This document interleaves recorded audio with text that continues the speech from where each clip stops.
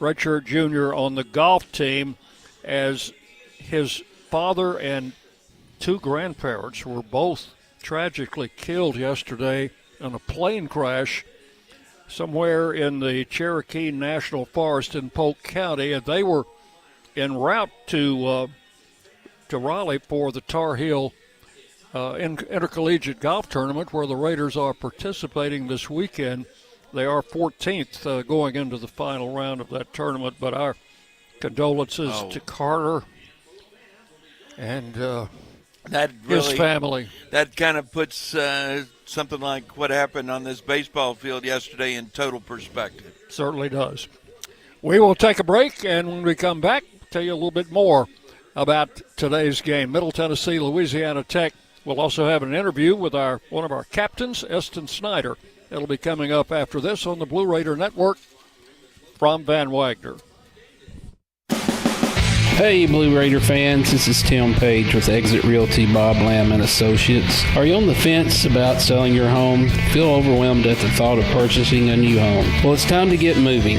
For professional, personal real estate services, give me a call today and put me to work for you. 615-896-5656, or you can reach me at exitmurfreesboro.com. Let's go Blue, and I'll see you at the game. Will Fraley, attorney at law, has experience you can count on. Former Blue Raider baseball player and MTSU alum Will Fraley serves Murfreesboro and the surrounding communities. Put a strong and experienced legal fighter on your case. Give Will Fraley a call, and he can handle all of your legal matters, including criminal and domestic or family law. Visit willfraleylaw.com or call 615-410-7290. Today's game is brought to you in part by proud partners of Blue Raider Athletics, Grannis & Associates, certified public accountants. They provide a full range of tax preparation, accounting, and bookkeeping services for both business and individual needs. That's Grannis & Associates. Give them a call at 615-895-1040 or visit Grannis & Associates online at gcpas.com.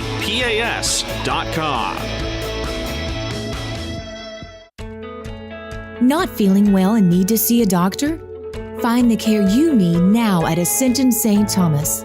We're here with 24/7 ER care, same-day care, and walk-in urgent care for broken bones, sprains, allergies, sore throats, and more. Visit ascension.org/St. Thomas Care to get the right care at the right place at the right time. Serving Middle Tennessee State University, Murfreesboro, and surrounding communities. The Blue Raiders are on News Radio WGNS. Visiting with Blue Raider center fielder Eston Snyder before the Raiders take on Louisiana Tech in the final game of this series. And Eston, you know, anybody who's ever played this game or has followed it for a long time knows that it's a beautiful game. But it can be a very tough and a cruel game at times, and I think yesterday was one of those times. Yes, sir, you're right. There's two sides of the coin, and it's really beautiful, but there's also things that happen that are out of your control, and you just got to be able to bounce back, and that's the beauty of baseball, is that you don't just play one game on Friday or Saturday, but you get a couple, and you get 3 or 4 weeks, so you get to it's quick turnaround time, and you get to bounce back and show you can do that. Yeah, so when times are tough, you talk to the captain, and I think there are several positives that we could pick from that game yesterday that we can build on. Yes, sir. Yeah, there's a lot of good things we did. Like Coach Meyer said at the end of the game, we did a lot of good things to get us in that situation in the ninth with that 5-run lead, and then there was a lot of things that we did to lose that lead. So, you got to take the things that we did good, do them again, and try to minimize the mistakes. Well, you're having a good year. Oh, congratulations on your 200th hit. That was Friday, I think, but that's quite an achievement. Thank you. I really appreciate that. Yeah, it's been a process, but there's still a lot to get done. So, as you know, as the leadoff hitter, you get more advanced. So I guess you're expected to get more hits, aren't you? I guess so. Sometimes it's nice if you're feeling good at the dish, and if you're not feeling good, sometimes it's not that fun. But it has its positives. Okay. Well, today is our last chance to beat this team, and you have to give them credit. They took advantage of the opportunities And I guess that goes with being a first-place team. But we've shown that we can compete. If we get good pitching and good defense, we can compete with anybody.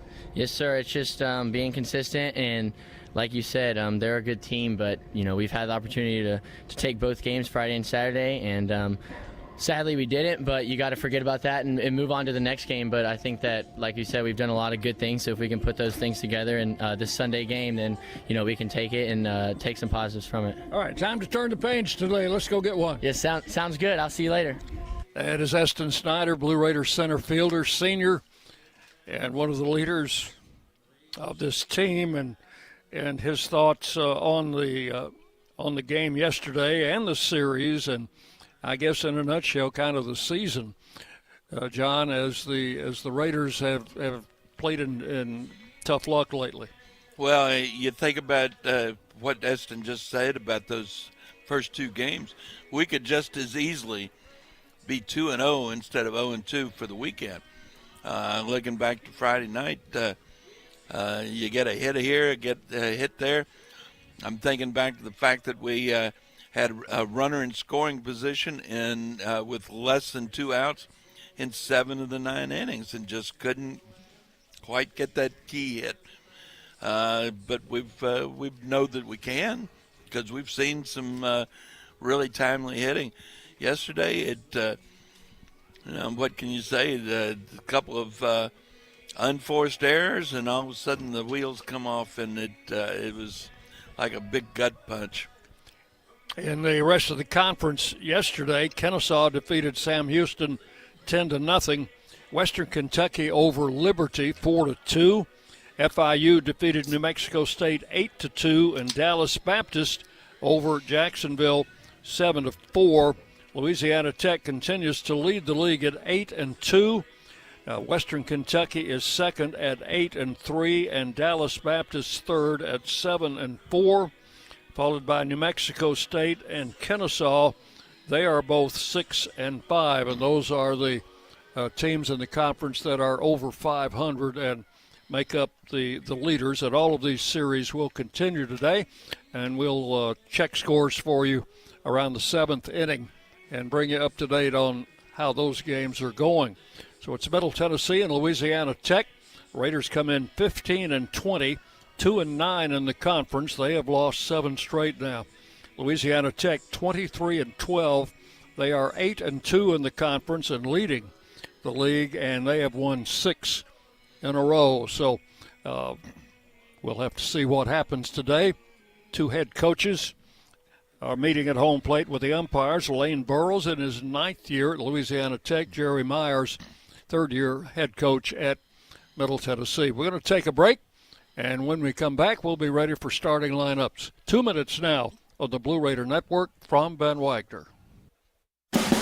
Hey, Blue Raider fans, this is Brad Hopkins with Exit Realty Bob Lamb & Associates. Winning in real estate is a lot like football. Good coaching and recruiting a great team are the keys. I put together a team of lenders, inspectors, and home professionals to help you succeed. Let me coach you through this process and make sure you come out a winner. Whether you're looking to buy, sell, or invest, I am here to help you win. Visit BradHopkinsHomes.com or call 615-556-9239 to find out more. Pepsi Zero Sugar has taken its flavor to the next level. A Zero Sugar Cola has never tasted this good. But we don't expect you to take our word for it, so we're putting it to the test, starting with me. My mouth is watering already, so I think we can skip the drum roll and get right to the main event. Cue the fireworks. We have an official best Zero Sugar ever. It's delicious, it's refreshing, and it's so good you'll need to try it for yourself. Trust me. Pepsi Zero Sugar. Zero never tasted so good. That's what I like. When the arena lights dim for a concert, or when the crowd becomes one at a big game, you can almost feel like you're the biggest fan. But who's your biggest fan? It's the person that will get you home safely after a night of drinking. It's the person who looks out for your life to make sure you leave the stadium with someone sober. This could be a designated driver or someone who offers to get you a ride share. Because in Tennessee, fans don't let fans drive drunk. Brought to you by the Tennessee Highway Safety Office, a division of the Tennessee Department of Safety and Homeland Security. Hey, Blue Raider fans, we know life comes at you fast, but with the right insurance, you'll always be covered. Whether it's home, auto, or life insurance, your local State Farm agent, Trevor Haggard, former MTSU baseball player, is here to help you protect what matters most. Give him a call at 615-203-5522 and find the right plan for you. Like a good neighbor, State Farm and Trevor Haggard are here to help. 615-203-5522. Rutherford County's MTSU station, News Radio WGNS. Before we take a look at the starting lineups, let's pause 10 seconds for station identification as you listen to Middle Tennessee baseball. The flagship station for Middle Tennessee sports, WGNS. Murfreesboro, Smyrna. The Blue Raiders play here. Time now for the Ascend Federal Credit Union starting lineups. Ascend is the exclusive credit union of Blue Raider Athletics. Show your MTSU pride with every purchase. Visit one of their 28 Middle Tennessee branch locations. Ask for your MTSU debit card. And, John, what do you got for the starters today? Well, for the visiting Louisiana Tech Bulldogs, leading off will be the third baseman, Colton Coates. Batting second, the second baseman, Michael Ballard. The DH, Sebastian Mexico, bats third. Cleanup hitter is Garrison Berkeley, the left fielder. Trey Halsey, the first baseman, bats fifth. Batting sixth, the catcher, Eli Birch. Brody Drost will be in right field, batting seventh. Thaxton Birch, Eli's brother, will be in center field, batting eighth. Will Safford, the shortstop, bats ninth. On the hill will be Cade Parker, a right-hander. For the Raiders, leading off will be the center fielder, your pregame guest, Eston Snyder. Batting second, Clay Badalak, the second baseman. Brett Von Dolan, the third baseman, bats third. Tyler Minnick, the catcher, is in the cleanup slot. Batting sixth, left fielder Keaton Ray. Batting fifth, rather. Batting sixth will be the shortstop, Matt Wolf. Batting seventh, Hayden Miller at first base. Brett Rogers will be in right field, batting eighth. Kenny McKinley is the DH today. He bats ninth. And on the mound for the Raiders, be left-hander Chandler Alderman. Raiders taking the field now. We will have a color guard, a very colorful color guard. Wow. I might add, members of the Stones River chapter and Andrew Jackson chapter of the Tennessee Sons of the American Revolution will be the color guard. Fred Rand, whose ancestors fought at the Battle of Concord and Lexington, will be carrying the Bedford Minutemen flag in honor of those ancestors. The flag was carried at Concord and is the oldest known battle flag in the United States. So that will be coming up. We'll take a 2-minute break. Back with first pitch on the Blue Raider Network from Van Wagner. This is Chip Walters, and I'm honored to be your 2024 MTAR Realtor of the Year. I'm with Exit Realty Bob Lamb & Associates, and like many of you, I've seen the real estate market shift and change. People often ask, Chip, what's really going on? Well, that's a great question, and I believe in answering with solid, factual data. So let's cut through some of the noise. I invite you to reach out. Let's have a conversation about your real estate goals and the current market trends in your neighborhood. You can find all my contact information at choosechip.net. Will Fraley, attorney at law, has experience you can count on. Former Blue Raider baseball player and MTSU alum Will Fraley serves Murfreesboro and the surrounding communities. Put a strong and experienced legal fighter on your case. Give Will Fraley a call, and he can handle all of your legal matters, including criminal and domestic or family law. Visit willfraleylaw.com or call 615-410-7290. Today's game is brought to you in part by proud partners of Blue Raider Athletics, Grannis & Associates, certified public accountants. They provide a full range of tax preparation, accounting, and bookkeeping services for both business and individual needs. That's Grannis & Associates. Give them a call at 615-895-1040 or visit Grannis & Associates online at gcpas.com.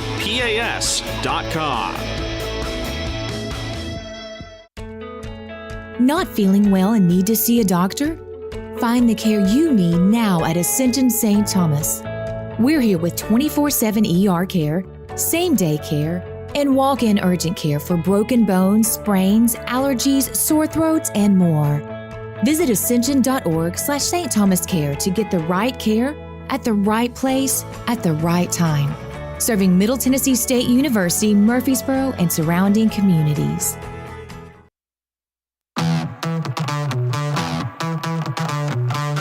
From the Blue Raider Network in Van Wagner College, it's time for Middle Tennessee State University baseball. Today's game is brought to you in part by Exit Realty Bob Lamb & Associates and agents Brad Hopkins, Richard Lewis, Tim Page, and Chip Walters. State Farm Insurance and agent Deb Insel. Pepsi and your local Pepsi bottler. The Tennessee Highway Safety Office. And by Middle Tennessee State University. Ladies and gentlemen, it's time for Blue Raider baseball. It is indeed time for Blue Raider baseball as the color guard has got off the field.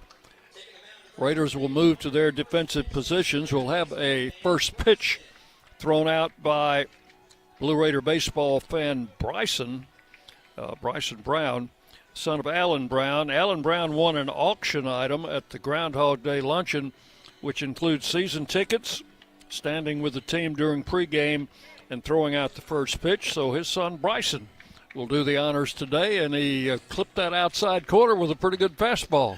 Sign him up. Sign him up. Anybody that can hit the plate, we need to be taking a hard look at. For the Blue Raiders defensively, it will be Tyler Minnick behind the plate, Brett Von Dolan at third base, Matt Wolf at short, Clay Badalak at second, and Hayden Miller plays first base. That's the inner defense. In the outfield, Keaton Ray in left field, Eston Snyder in center, Brett Rogers in right. And on the mound is the big left-hander, Chandler Alderman. Chandler will be making his 9th start of the season. He's thrown 35 innings. Giving up 39 runs, 22 of them earned on 48 hits, 17 walks, 24 strikeouts. He's got a 5.66 ERA, a 2-5 record. One complete game. That's our only complete game, isn't it? Nope, Drew Horn threw one. We had a no-hitter somewhere. Oh, that's in there. right, yes. So we've had 2 complete games. So the first 3 hitters for Louisiana Tech will be Colton Coates, their switch-hitting third baseman. He will lead off. Michael Ballard will hit second. Sebastian Mexico, who was their hero of the game last night with a 3-run homer in the 9th inning, will bat third. Here's the way this series has gone, John. Louisiana Tech has won both games, 5-4, 10-8.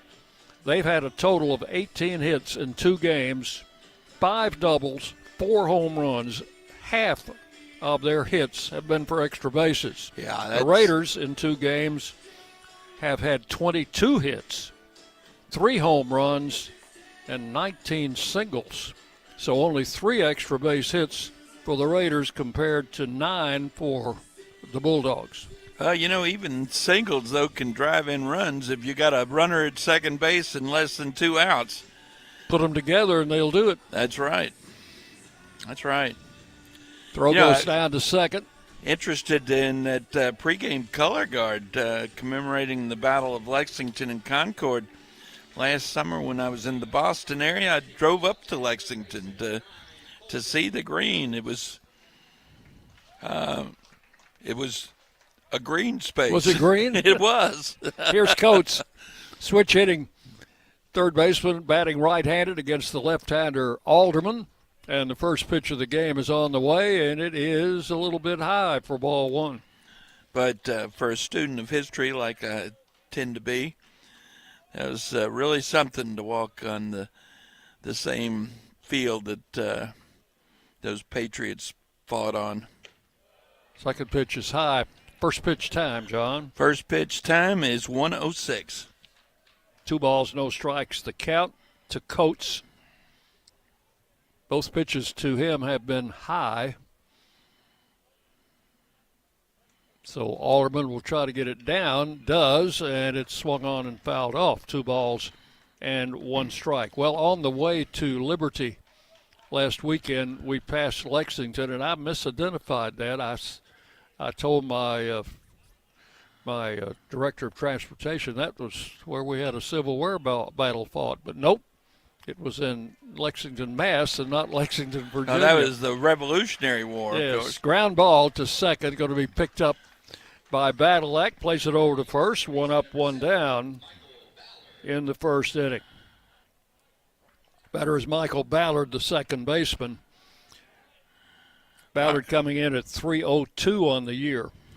Lexington is one of those common names, particularly in the early states of the Union.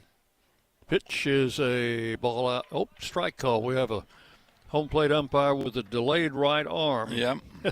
Called that one a strike. I also hope he's got a wide strike zone. 1 strike to count to Ballard. Hits this one in the air, but foul down the right side. Game time temperature 67 degrees, perfectly clear skies, sunshine, and a south wind at about 10. It's changed directions from the first 2 games. Here's the 0-2 pitch, and it's high and away for ball 1. 1-2. Had only 1 ball hit out of here to right field in this 2-game series, and that was that game winner yesterday. Ball outside, 2-2. That was the killer punch. That was hit by the on-deck hitter, Mexico.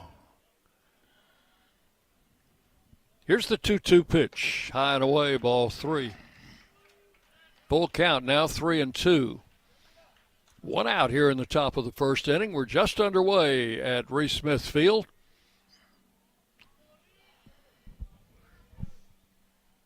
Alderman with the 3-2 pitch. Swung on, hit in the air to center. That should be playable. Eston Snyder moving a few steps over into right center. Hauls it in. 4 out, number 2. 2 up, 2 down in the first. And the batter will be Sebastian Mexico. Designated hitter, bats from the left side, and their leading hitter at .341. That home run yesterday was only his 5th of the season, but it was a big blow. Came in the top of the 9th inning with the Raiders leading, and that put the Bulldogs in the lead. There's a strike called. Alderman in there at 87 miles an hour, and count is 0-1. 2 outs, bases empty. And the pitch. Outside for a ball. 1-1. Still lots of time to come out to the park today. Weather is cooperative. In fact, it's pretty good. Supposed to be in the low 70s later on this afternoon. Pitch is hit off his fist foul and out of play. And a last chance to see this ball club for a couple of weeks. We're going on the road for a while. In fact, we have only 2 more series at home, 6 more home games remaining after today, 2 more Conference USA series. I think we've got one midweek. There's a swing and a miss, and he struck him out, handcuffed him with an inside pitch. And that's going to be all in the first inning as Alderman sets the Bulldogs down in order. No runs, no hits, nobody left, and finished with a strikeout. We'll go to the bottom of the first inning. Louisiana Tech nothing. Middle Tennessee coming to bat. You're on the Blue Raider Network from Van Wagner. Pepsi Zero Sugar has taken its flavor to the next level. A Zero Sugar Cola has never tasted this good. But we don't expect you to take our word for it, so we're putting it to the test, starting with me. My mouth is watering already, so I think we can skip the drum roll and get right to the main event. Cue the fireworks. We have an official best Zero Sugar ever. It's delicious, it's refreshing, and it's so good you'll need to try it for yourself. Trust me. Pepsi Zero Sugar. Zero never tasted so good. That's what I like. The Blue Raiders are winners in the classroom, on the field, and the courts. Richard Lewis here. I want you to win in real estate also. Buying, selling, auction here in Tennessee, or along the Gulf Coast, a second home, or investing. Give me a call to help start that winning process. 615-319-9981. Oh, I'm never too busy for your referrals. Richard Lewis, Exit Realty, Bob Lamb & Associates. The Blue Raiders play here. News Radio WGNS.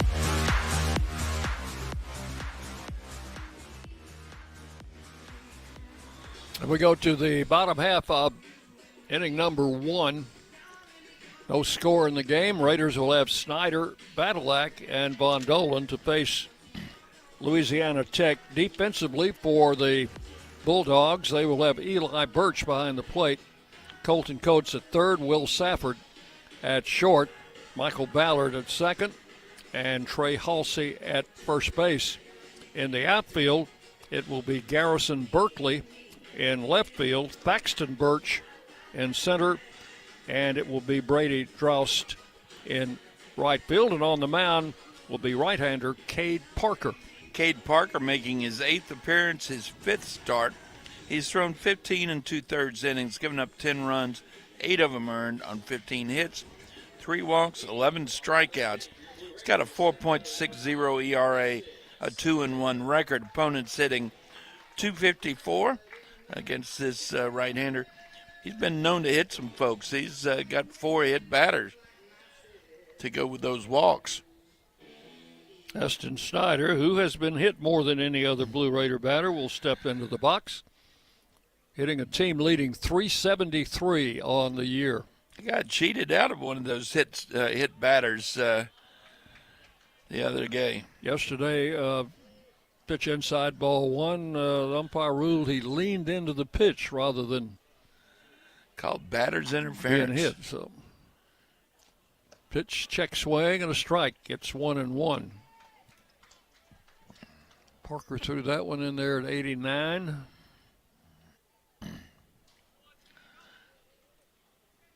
Right-hander pitches from the set position and delivers, and a ball hit in the air might be playable for the first baseman in foul ground, and it is caught by Halsey, moving a few steps down the right field line in foul territory. And that is out number 1 in the first inning. This isn't the only action going on campus today.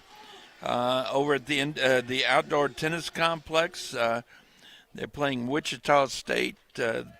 And this is a senior day, I think. Yeah, and right now the men are up 3-0 in that match. There's a pitch inside to Badalak for ball 1. Clay is a senior, hitting .317. That's from the left side. Parker with a pitch. Check swing. Downstairs for ball 2. On the other side of campus, the Lady Raider softball team is they're playing, I guess they're 1-1, right, against Western Kentucky. Ball hit to left field. That's going to drop in for a hit. There you go. That'll get you your Whataburger if you're here at the ballpark. Badalak drops one into shallow left field. Goes opposite field. The Raiders have the first hit of the game, and the first base runner, as Badalak takes his station at first base, and Brett Von Dolan will step in. They're tied at 3 over across campus, the Lady Raiders and the Hilltoppers from Western Kentucky. That's the rubber game of that series. That's right. Pitches a strike call to Von Dolan. 0-1. Brett, 3 out of 8 in the series with a home run, his 14th of the year. Put him in the lead in Conference USA. And the pitch on the way, a little bouncer to third. Going to be a tough play, and the throw to first, they got him by about 2 steps. Play was made by Coates, and that will move Badalak into scoring position at second base. So with 2 outs, a runner at second, the batter is Tyler Minnick. Tyler's had a tough series. He's only 1 for 10. Well, he's been hitting the ball just right at people. Let's see if he can bring this run in. Runner at second base with 2 outs. The pitch to Minnick is an off-speed pitch in for a strike. Defensively, the Bulldogs playing him to pull. They've got the second baseman, 4 or 5 steps on the left side of second base. Swing and a miss, and it's 0-2. Shortstop and third baseman are in their regular Well, I guess the shortstop's probably, 2-3 steps farther to the left than he normally would be. The 0-2 pitch swung on and grounded to third, but foul. Just outside the bag, and the count holds at 0-2 to Tyler Minnick. Tyler hitting .304 with 4 home runs on the season. Another 0-2 pitch outside into the turf. Runner did not try to advance, and that is ball 1, 1-2.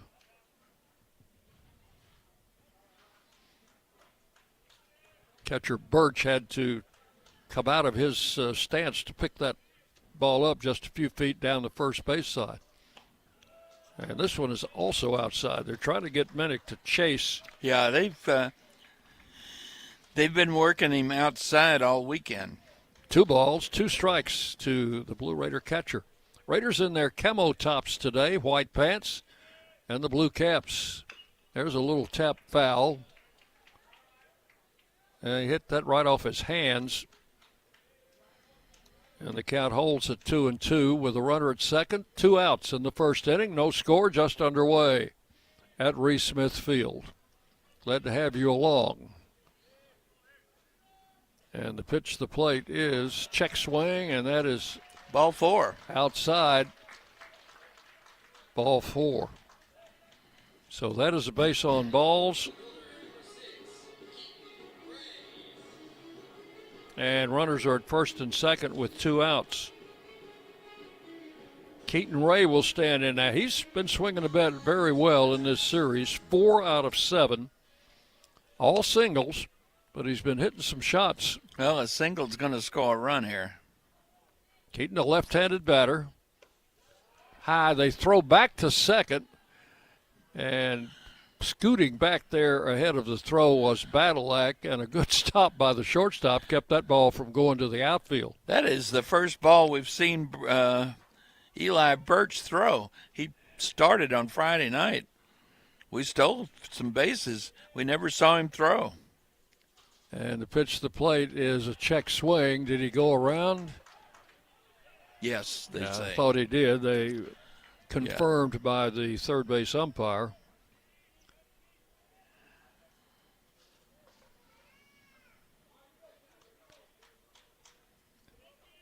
Count is either 2 strikes or 1-1. I've lost the count, and it's not on the board. There's a ball hit to right field. That's going to get down.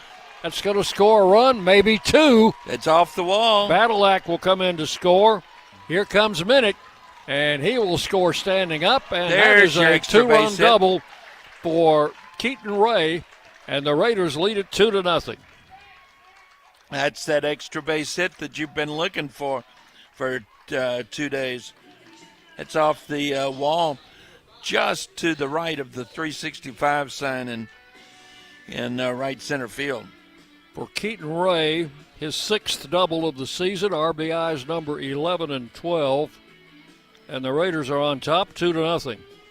Ray is at second base with 2 outs, and the batter is Matt Wolf.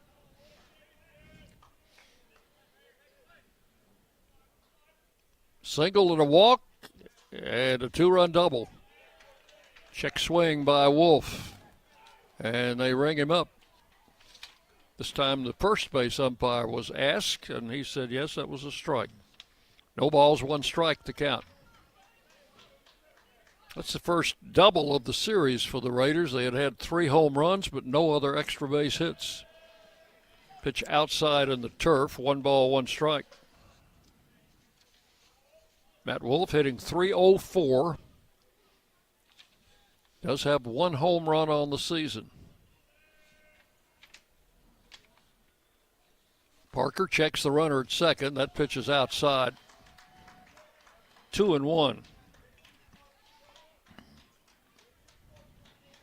Kevin Nichols coaching at third, and he'd like to Coach wave another Huber one around. First. And the pitch. Check swing. Strike is called by the plate umpire. 2-2. Well, off-speed pitch caught the front edge of the plate. So 2 balls, 2 strikes 2 outs and a runner at second. Parker comes set. Pitch is foul to the screen, and it is still 2-2.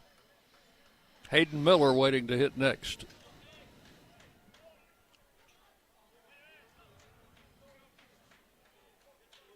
Raiders on the board first in this game with 2 runs here in the first inning. And the pitch. Strike 3 called. That's a letter-high fastball and caught him looking. So Wolf called out on strikes. That's out number 3. In the inning, the Raiders pick up 2 runs. There were 2 hits and 1 man left on base. We have completed 1 full inning. Middle Tennessee 2, Louisiana Tech 0. You're listening to Blue Raider Baseball from Van Wagner. Las Casas Drugs is a proud sponsor of Blue Raider Athletics, located at 4702 Las Casas Pike, just minutes from Murfreesboro. Las Casas Drugs strives to provide all of your pharmaceutical needs in that hometown atmosphere you deserve. Family-owned and operated, Las Casas Drugs offers free delivery, immunizations, drive-through window, gift shop, merchandise, and medication management programs. Come by and see how we can make a difference. And go Blue Raiders. At State Farm, when home and auto work as a team, you score and save money. I'm State Farm agent Andy Wama. Give me a call at 615-890-0850 and let's work together to win big by saving money on home and auto. With the service you get from State Farm, you might think our car insurance costs more. I'm State Farm agent Andy Wama. Give me a call at 615-890-0850 and let me show you with discounts up to 40%. You may find it even costs less. WGNS, the flagship station for Blue Raider sports. And we go to the second inning. Raiders leading by a score of 2-0 for Louisiana Tech. Berkeley, Halsey, and Birch, the 4, 5, 6 hitters, scheduled to face the left-hander Chandler Alderman, who set them down in order in the top of the first.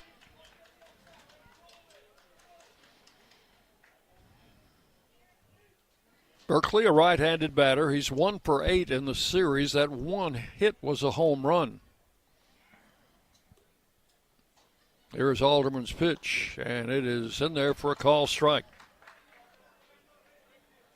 Berkeley at 307 with 5 homers on the season.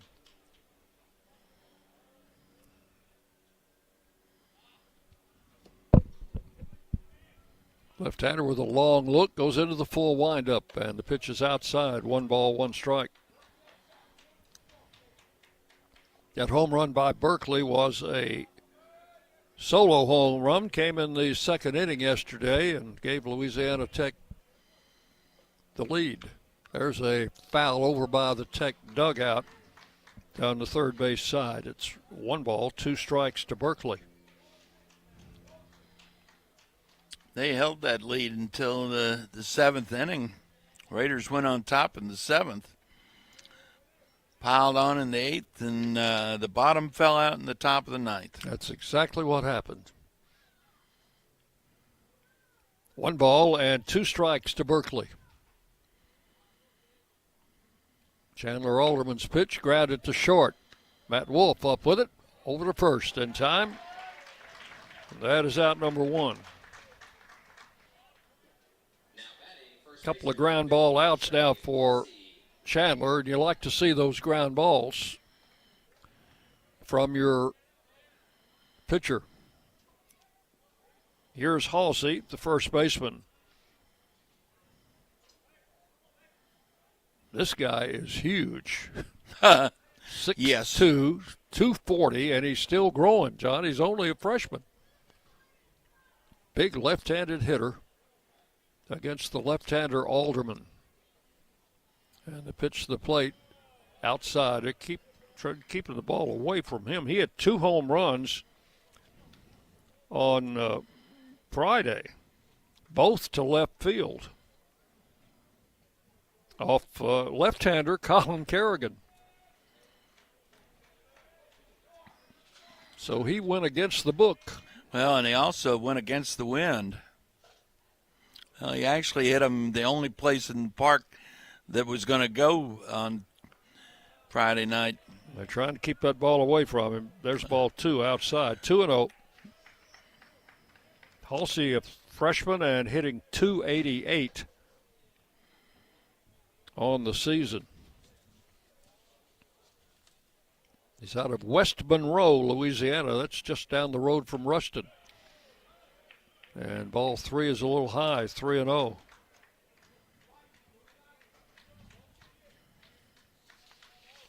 Chandler Alderman.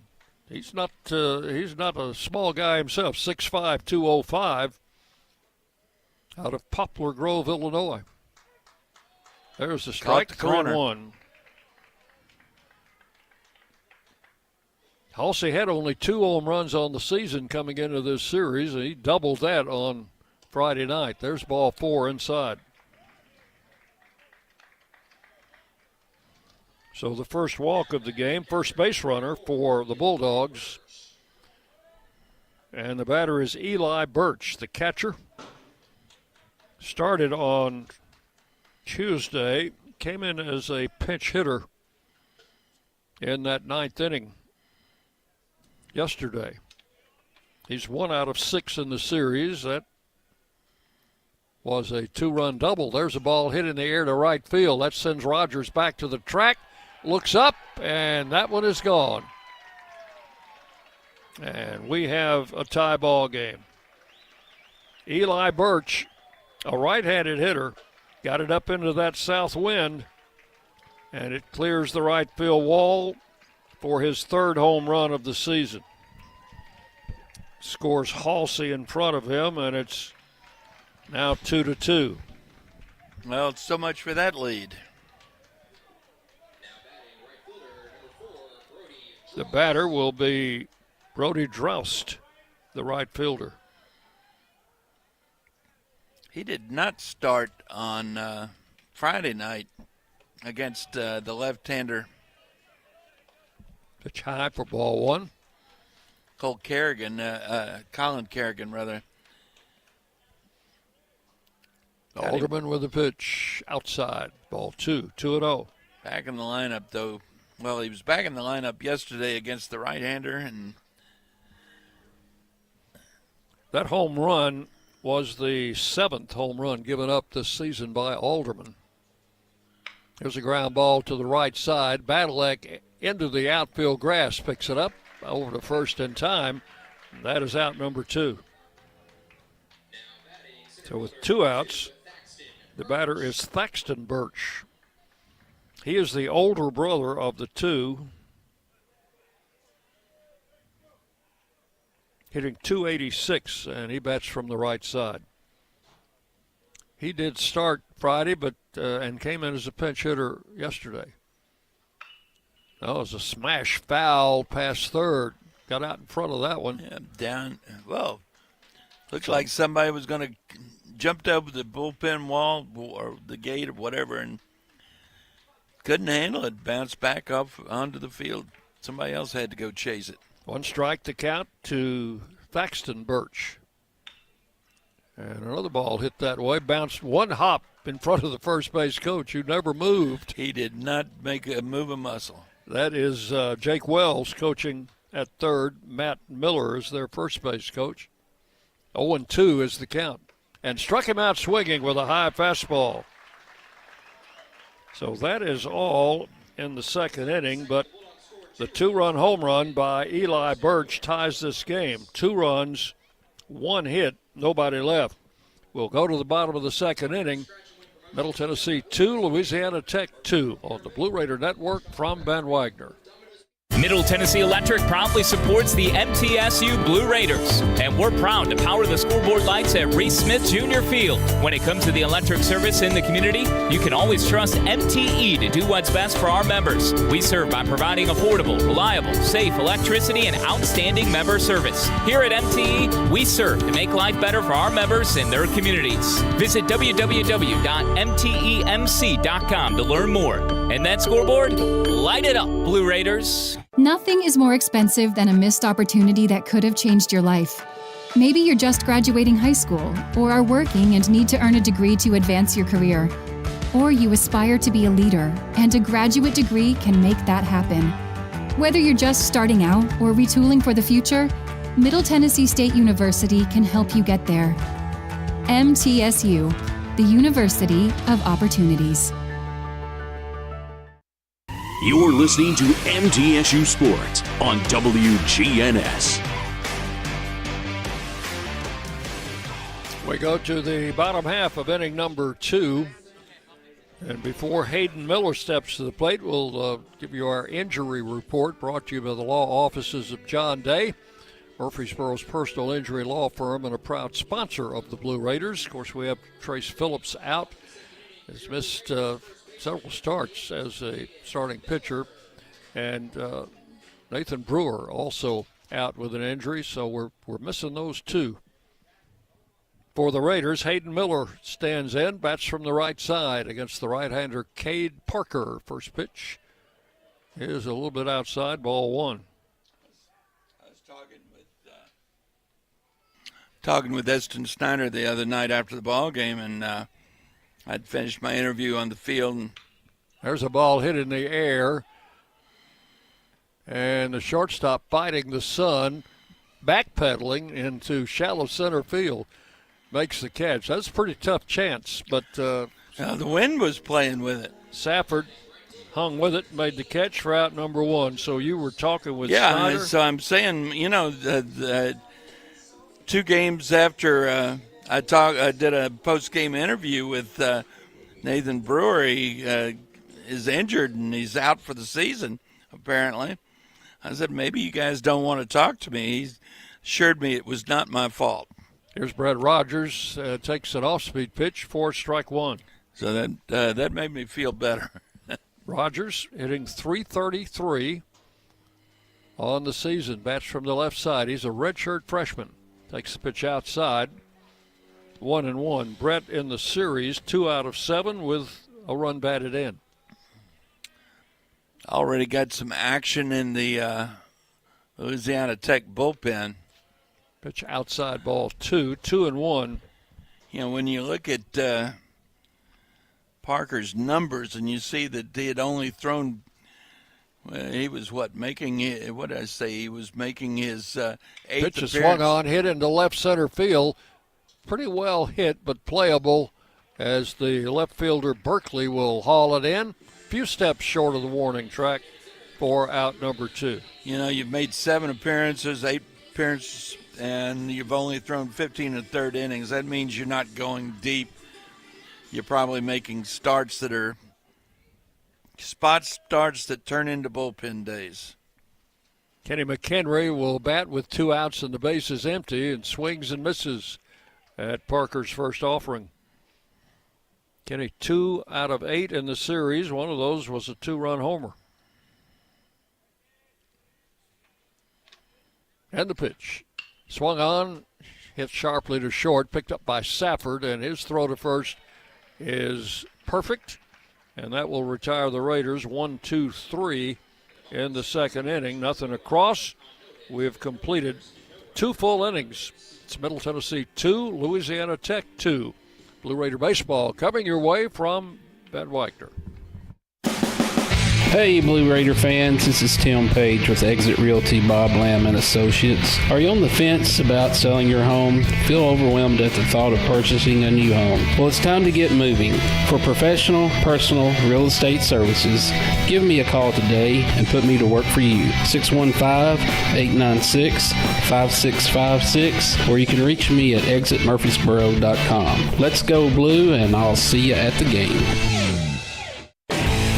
Will Fraley, attorney at law, has experience you can count on. Former Blue Raider baseball player and MTSU alum Will Fraley serves Murfreesboro and the surrounding communities. Put a strong and experienced legal fighter on your case. Give Will Fraley a call and he can handle all of your legal matters, including criminal and domestic or family law. Visit willfraleylaw.com or call 615-410-7290. The Blue Raiders are on News Radio WGNS. We go to the third inning in a 2-2 ball game. This is 13th day of April, and in 1962, you'll like this, John. Okay. 1962, Stan Musial scores his 1,869th run to set a new National League record as the Cardinals beat the Cubs 8-5 in 15 innings. Stan was the man. Yes, he was. I got to see him play. I did too. Here's Will Safford to lead it off, the number 9 hitter in the order. Louisiana Tech in their powder blue uniforms today look like the Philadelphia Phillies out there. Pitch is outside, which gives me even more incentive to pull for the Blue Raiders. 1 ball, no strikes. The pitch. And that was over but low. Ball 2, 2-0. Home plate umpire is Jairo Martinez.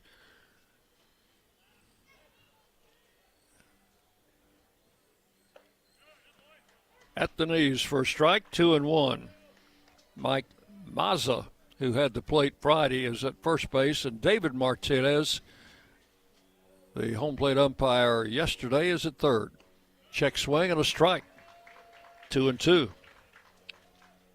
Safford, a 187 hitter, but he is some kind of a shortstop.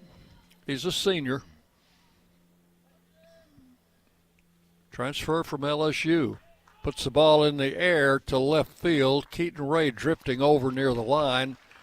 Will take it for out number 1. 1 out in the third. This is the leadoff batter, Colton Coates. So Alderman starting his second trip through the lineup. Coates grounded out in the first inning. Switch hitter batting right-handed. 291 on the year for Coates. Alderman's pitch outside, ball 1. Day is Bark in the Park Day here at Reese Smith Field. Several of our canine friends are here. I didn't see that advertised. There's a strike called, 1-1. Jairo Martinez does not seem to be afraid to stick up that right hand. Nope. That's good. Alderman with a 1-1 pitch. High, ball 2. Coates on the series, 2 out of 8 with a double, has driven in 2 runs.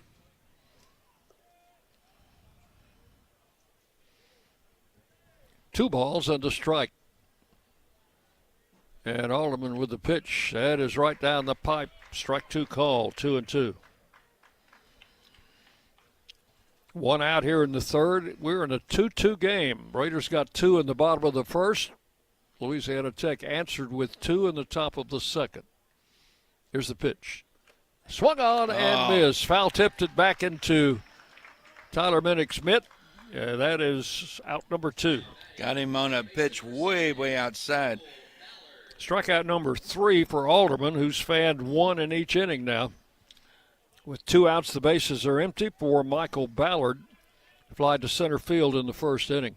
Moving on with that tennis contest over at the Outdoor Tennis Center. Raiders on top 4-0 now on Wichita State.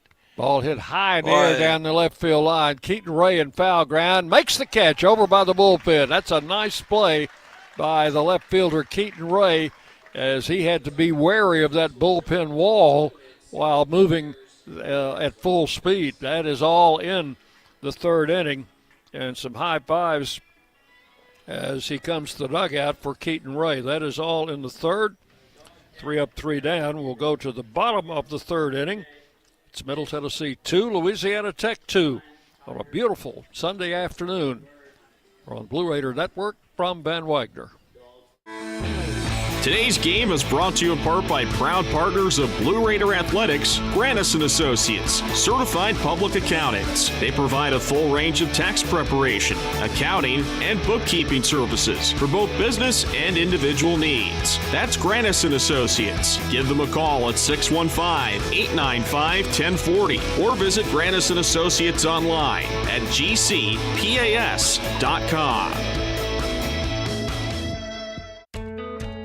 Not feeling well and need to see a doctor?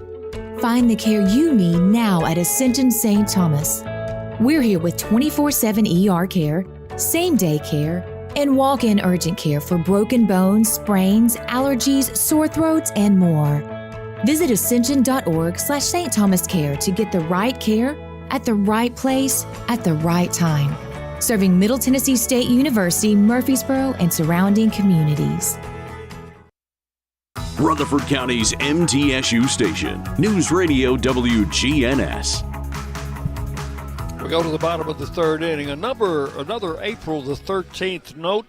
In 1984, Pete Rose doubles off Jerry Kuzman as the Expos beat the Phillies, but Rose joins Ty Cobb as the only player to reach 4,000 career hits. Wow. He was some hitter, wasn't he?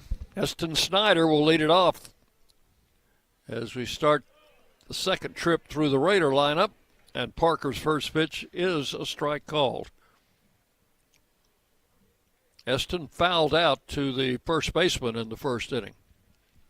The pitch to the plate, swung on, grounded to short. Big hop there for Safford.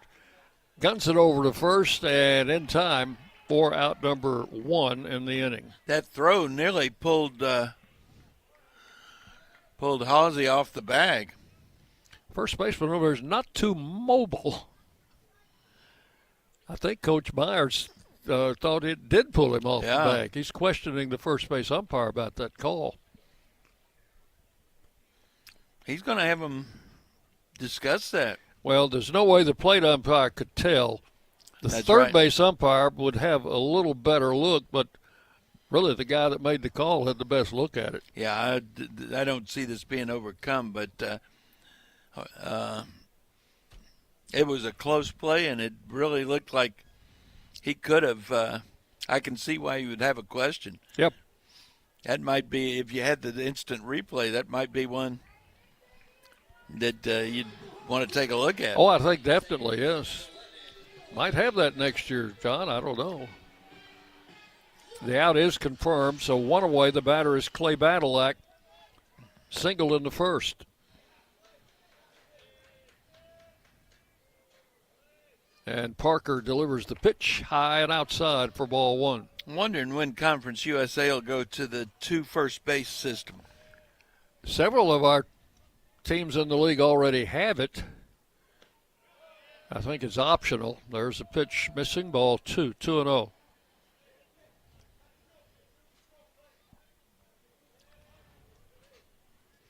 In fact, the last couple of games we played on the road, there have been two first bases. There's a strike, 2-1. North Alabama had it, and Clarksville, they Austin sure did. P. 2 balls and 1 strike. Which means the A's son must be using it. Pitch misses inside, ball 3. That was both A's son teams, right? Yes. Let's see, we saw it down in Tuscaloosa. So the SEC is using it. Pitch is outside, and Badalak draws a base on balls, so he reaches for the second time. I was told that North Alabama knocked off Austin P in the first game of their 3-game weekend series. Ended that winning streak for the Governors. Yes. And North Alabama had won only 10 games all year. Of course, they beat the Raiders on Tuesday.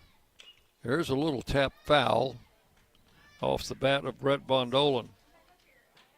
1 strike to count. Now, I don't know who won the second game of that series yesterday, but I was told that North Alabama knocked them off on Friday. Parker checks the runner. lefty throwing seriously now in the Bulldog bullpen. There's a throw over to first. Badalak is back. Count 1 strike to Brett Von Dolan. I wouldn't be surprised at all if this is not Parker's last inning. Right-hander comes set. Pitch is swung on and missed. He took a little bit off that one, had him out in front. 0-2 the count. Brett is 3 out of 8 in the series, and that one of those was a home run. Yeah, they've been pitching him away. They've been pitching him off speed. And he still managed to get 3 hits. Yeah. The pitch. Struck him out on a bad pitch outside, and that is out number 2. Well, that was one where they combined off speed and outside. That's the second strikeout for Parker. And with 2 outs, the batter is Tyler Minnick. He drew a walk in the first inning. They shift for him, as they did in the first inning. Boy, he has got the entire right side of the infield open. Nobody there except the umpire, and he's not going to help. First baseman is holding the runner, of course, so. Pitch inside, ball 1. Even after the pitch, he's not getting but, step or 2. Missed inside again, ball 2, 2-0.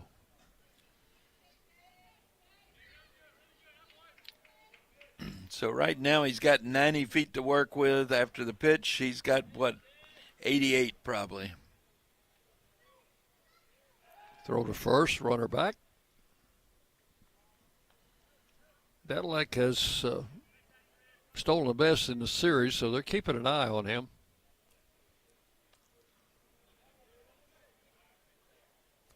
The pitch. Ground ball hit very slowly to third. Coates has it. Oh, nice play. Over to first.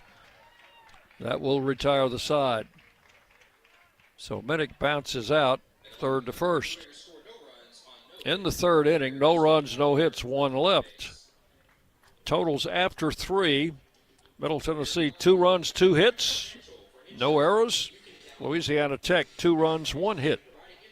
No errors. We will go to the 4th inning in a 2-2 game. You're on the Blue Raider Network from Van Wagner.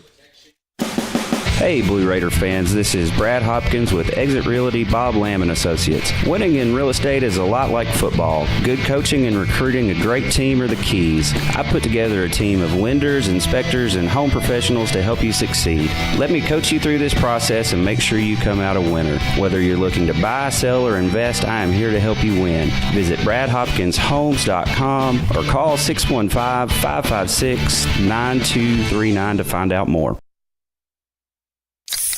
Pepsi Zero Sugar has taken its flavor to the next level. A Zero Sugar Cola has never tasted this good. But we don't expect you to take our word for it, so we're putting it to the test, starting with me. My mouth is watering already, so I think we can skip the drum roll and get right to the main event.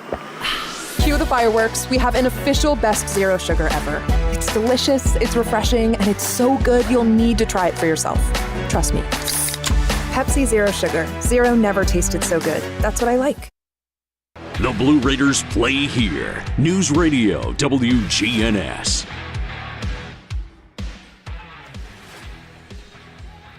Atmos Energy is delighted to sponsor the Blue Raiders and fuel homes and businesses in Middle Tennessee with affordable, efficient, and reliable natural gas for today and generations to come. Natural gas, the smart choice for fueling our energy future.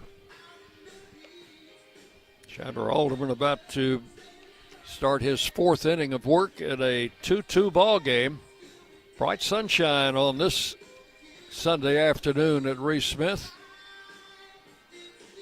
And we won't be back for a while. That's right. We're going to Belmont up in Nashville on Tuesday. Then we go to Bowling Green for the weekend. That's a Thursday, Friday, Saturday series. because of Easter. No games on Easter Sunday. And then the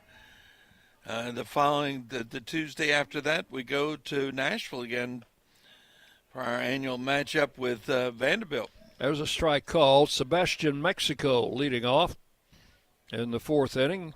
Alderman struck him out in the first. One strike to count. And the left-hander delivers low and outside for ball one. 1-1.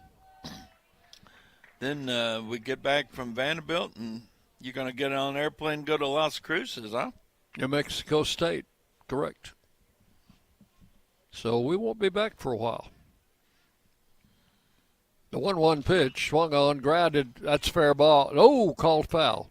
Good. Miller made a stab at it, and just outside the line at first base. We'll be back on May 2nd for a weekend series with Jacksonville State. Midweek game the following week up in Nashville at Lipscomb. Then we're home with Sam Houston State. Ball hit in the air to right field. Snyder moving over. He's got the range and makes the catch in right center. That is out number one in the fourth inning. And the left fielder, Garrison Berkeley, who's at the cleanup spot today, will stand in. La Tech has used three different hitters as the number 4 hitter in 3 games. So they're rotating that cleanup's position. Berkeley grounded out his first at bat. Bunts. That's a good one. Nobody's going to get that. Yeah, he got it past the pitcher and into the infield dirt. That is a perfect bunt laid down by Berkeley for only the second hit off Alderman. And you know, John, that's kind of a lost art, but boy, is it important in winning ball games, especially close games. Oh, absolutely. I have always been a believer in the bunt. Here's Halsey. Walked and scored in the second inning. Now, Berkeley likes to run. He's got a good lead at first. There's a strike call, 0-1. If for no other reason, Dick, the fact that I was a much better bunter than I ever was a hitter. A lot of us could say the same thing. 1 strike to count. Alderman throws over to first.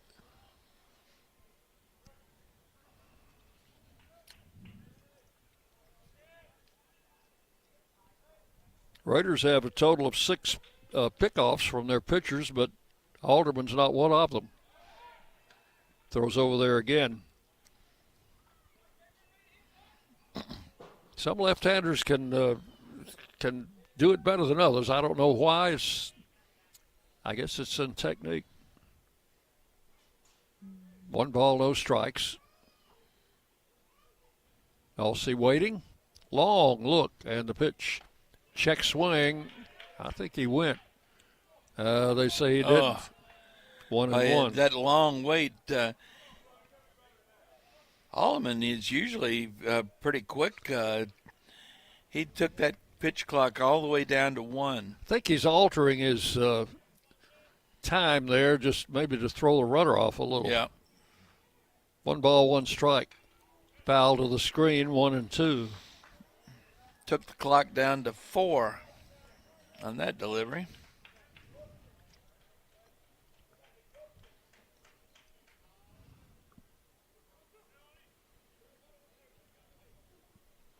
How about a strike him out, throw him out, double play? 1 on, 1 out here in the fourth. 1-2 the count to the big left-handed hitter. Pitches outside, 2-2.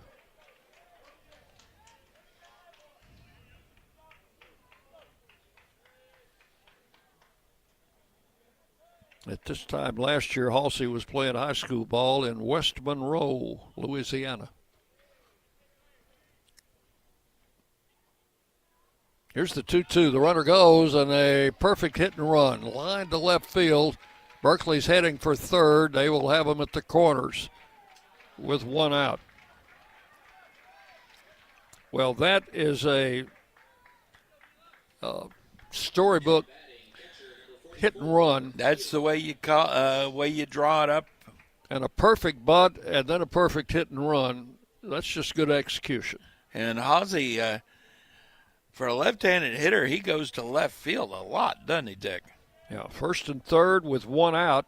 Now the Raiders could really use a double play. Ball on the ground maybe from Eli Birch, but he went out of the park his first time up. And he lines a hot shot. Badylak's got it out at second. Throw to first. Double play. You called it. And the inning is over. That was a hot one-hopper to Badylak. Got it over to Matt Wolf, who relayed to first for the twin killing.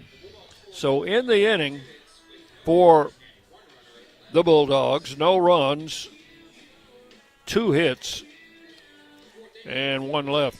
We'll go to the bottom of the 4th inning.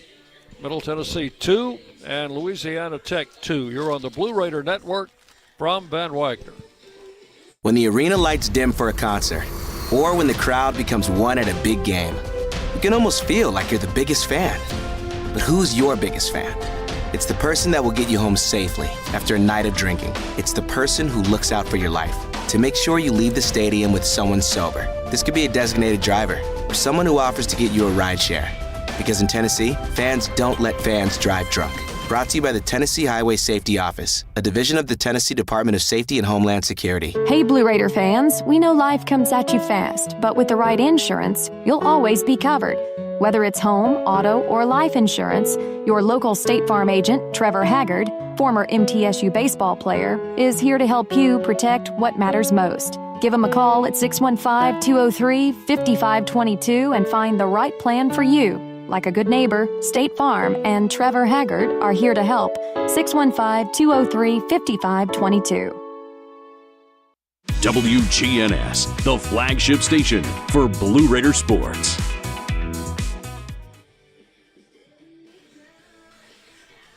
And we move to the bottom of the 4th inning. Let's pause 10 seconds for station identification as you listen to Blue Raider baseball.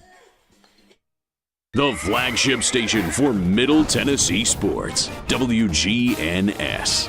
Murfreesboro, Smyrna. The Blue Raiders play here. Dick Palmer, John Callow with you on a beautiful Sunday afternoon at Reese Smith Field. In a 2-2 ball game, the Raiders in the 4th inning will have Keaton Ray to lead it off. Ray, Matt Wolf, Hayden Miller are the scheduled hitters here against the right-hander Cade Parker. That wind is picking up, Dick. Blowing straight out to center field right now. There's a ball hit right back to the mound. Parker picks it up, runs halfway to first, tosses underhanded to retire Keaton Ray for out number 1. So 1 pitch, 1 out here in the 4th inning. And Matt Wolf will stride to the plate. He was called out on strikes in the 1st inning. That's one of 2 strikeouts for Parker.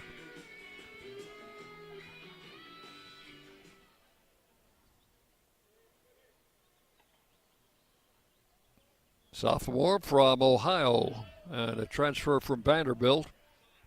Matt Wolf takes the pitch inside for ball 1. Wolf is from Westerville, Ohio.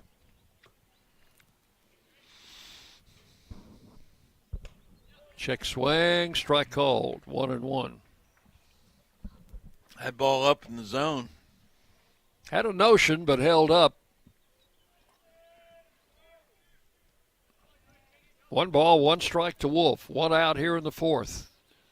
Off-speed pitch, miss low, ball 2. Give him a little breaking ball and had it downstairs. 2 balls and 1 strike.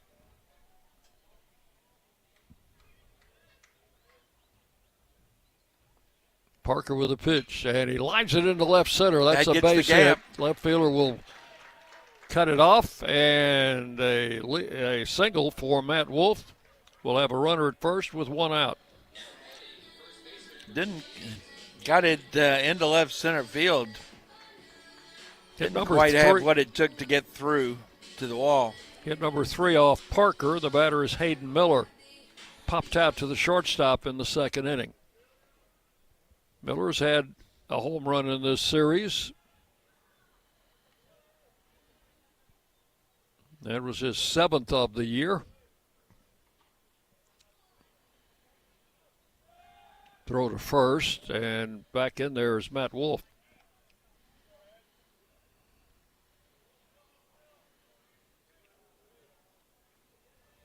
Parker comes set. Again, tosses to first, and again, Wolf back in there. Had a left-hander up throwing again in the Tech bullpen. There's a ball fouled out of play. That's into the grandstand. Just barely got into the grandstand. And the count, struck one.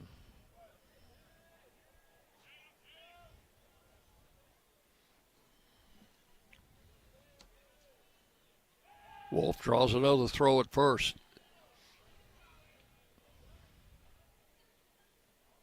Parker up just above 50 pitches now here in this 4th inning. Ready for the one-strike pitch to Hayden Miller, and here it is, and it's right in there nice for a strike. Breaking ball. 2-0. Raiders got 2 runs in the first. Tech with a 2-run homer tied it up in the second inning, and that's where we are. 2 strikes to Miller. Wolf's going. Pitch is lined to right field, and that's a fair ball. By a going foot. to third. Wolf hesitated, and now sliding into second safely is Hayden Miller. Just barely beat that throw. He just stuck his bat out, kind of a Texas leaguer. Poked it into right field with the runner going, so we've had a couple of well-executed hit and runs already in this game. And the Raiders will have them at second and third with 1 out. And I think that's going to bring on the left-hander. Pitching coach is going to the mound. Got a left-handed hitter coming up with Brett Rogers. Cooper Fouts is the pitching coach. So that is hit number 4 off Parker, second hit in the inning. And with Brett Rogers, a left-handed hitter coming up, they do have a lefty, as John says, he's heating up in the bullpen. He's been throwing for a couple innings now. I think this is just to kill time, John. Oh, it's not like they've also got a right-hander going in there.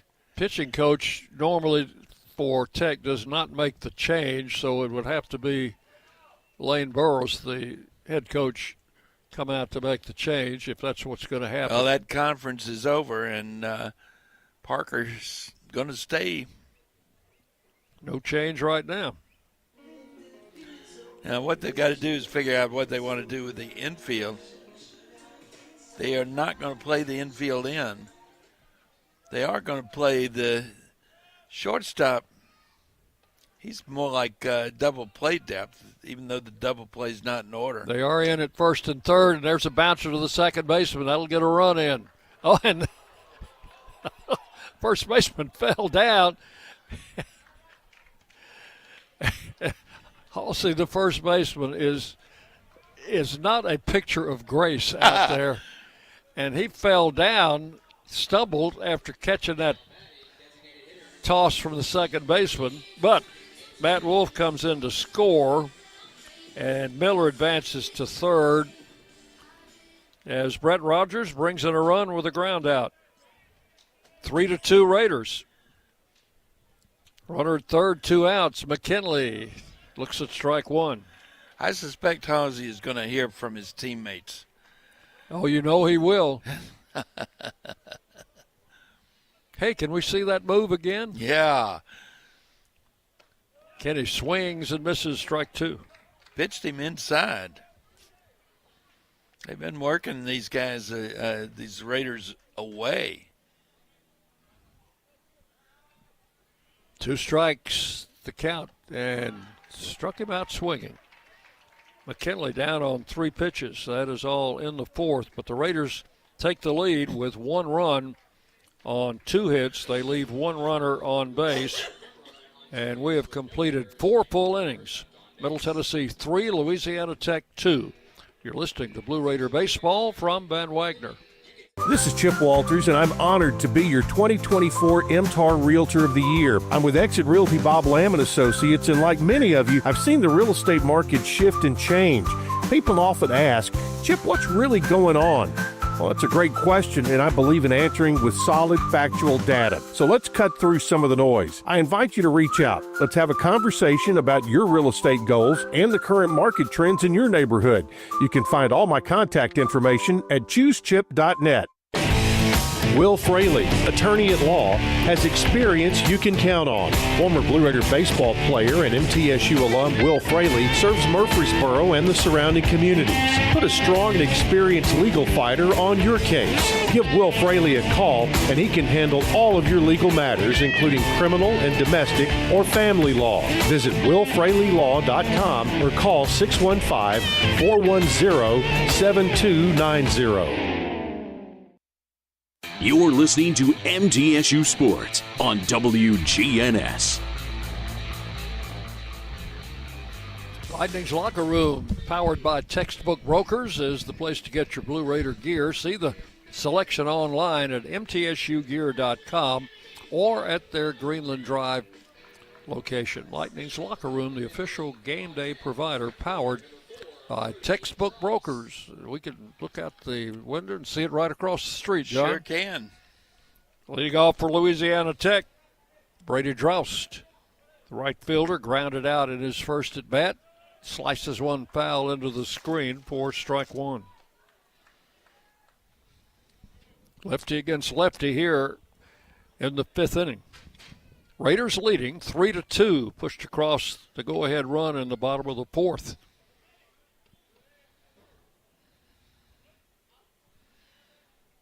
One strike the count, and a strike call caught the outside corner. Really important for Chandler. Come in and put up a 0 here in this top of the 5th inning after taking the lead. 2-strike pitch. Oh. Pretty good looking pitch. Must have been a little outside. 1-2. Or a little bit low maybe. I don't know. Alderman ready with the 1-2 delivery, and here it is. Swung on and missed, strike 3. Droust strikes out for out number 1. Strikeout number 4 for Alderman. Here's Thaxton Birch, who struck out in the 2nd inning. He had a couple of hard ground fouls past 3rd, but came up empty on his 3rd swing. Right-handed batter. Looks at a pitch high for ball 1. Birch batting number 8 in the order, will be followed by the shortstop Safford.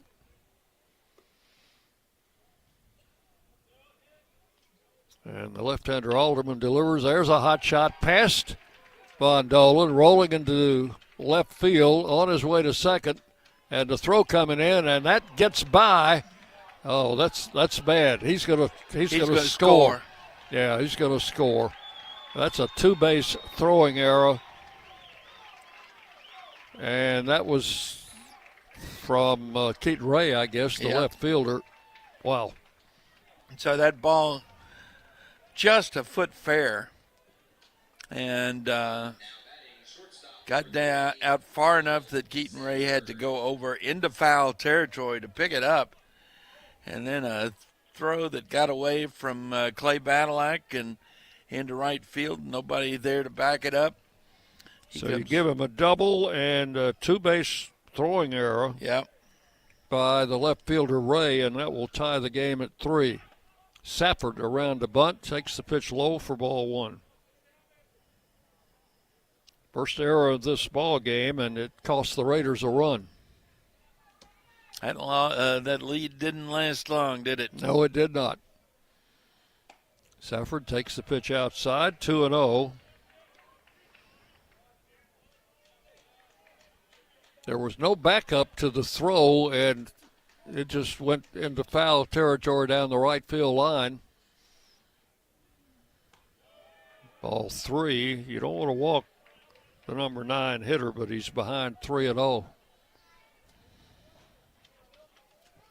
The guy hitting 187. They walked Safford yesterday in that 9th inning. It was a strike, 3-1. Yeah, that was part of the undoing. Yep. Should have never even gotten to him. The 3-1 pitch. It's high, ball 4, and they walked the number 9 hitter. That's the second walk given up by Alderman. So a runner at first, 1 out, top of the batting order coming up, and a visit to the mound from Coach Myers. And this is just a settle your pitcher down. You know, mistake was made. You got to put it past you. And he's not just talking to Alderman. He's talking to that entire infield. So the Raiders go to Belmont on Tuesday. They list that as a 4 o'clock game. It's listed on our schedule at 3 o'clock. So we'll have to determine which is correct. I think the Belmont schedule would probably be correct. That's the one I hope we go by. And that will be at Rose Park in Nashville, which is an open-air press box, as I recall, John. It is indeed. We're supposed to have a pretty decent day on Tuesday, though. Oh, good. I haven't looked that far ahead. Here's Coates with a runner at first. At least it's not going to be 32 or whatever it was at game time. Coates is 0 for 2, struck out his last time up. Batting right-handed. The pitch is low and into the turf, but a good stop by Minnick. 1 ball, no strikes. Safford is 11 for 11 in stolen bases. So we got to keep a sharp eye on him.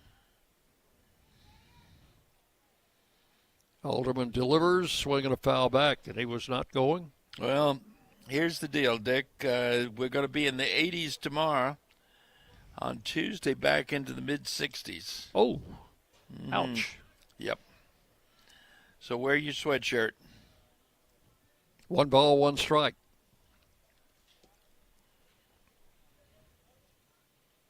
Alderman's pitch, over but low, ball 2, 2-1. Temperature was 67 at game time, up to 71 now. Got these windows in the press box open for the first time in the series. 2 balls and a strike. And the left-hander's pitch is swung on, hit in the gap in the left center. Snyder, long run, diving catch. Snyder with another gem in the outfield. And that saves a possible double. That is out number 2. I tell you what, with Safford at first base, if that ball gets through Snyder, it'll probably go to the wall. I wouldn't have been surprised if they hadn't tried to score Safford all the way from first.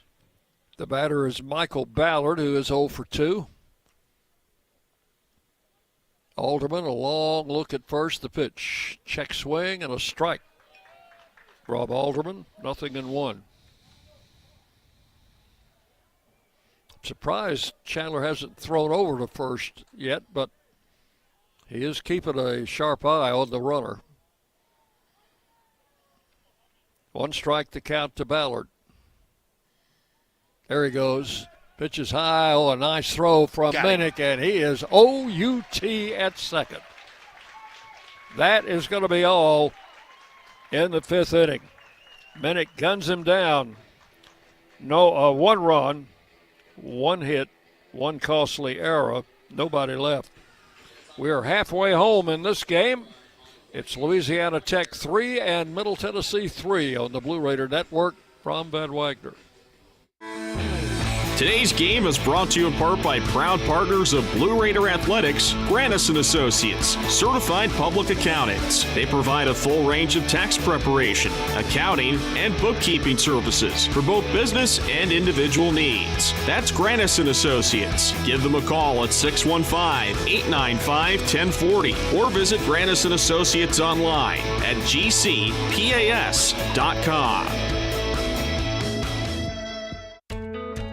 Not feeling well and need to see a doctor? Find the care you need now at Ascension St. Thomas. We're here with 24/7 ER care, same-day care, and walk-in urgent care for broken bones, sprains, allergies, sore throats, and more. Visit ascension.org/St. Thomas Care to get the right care at the right place at the right time. Serving Middle Tennessee State University, Murfreesboro, and surrounding communities.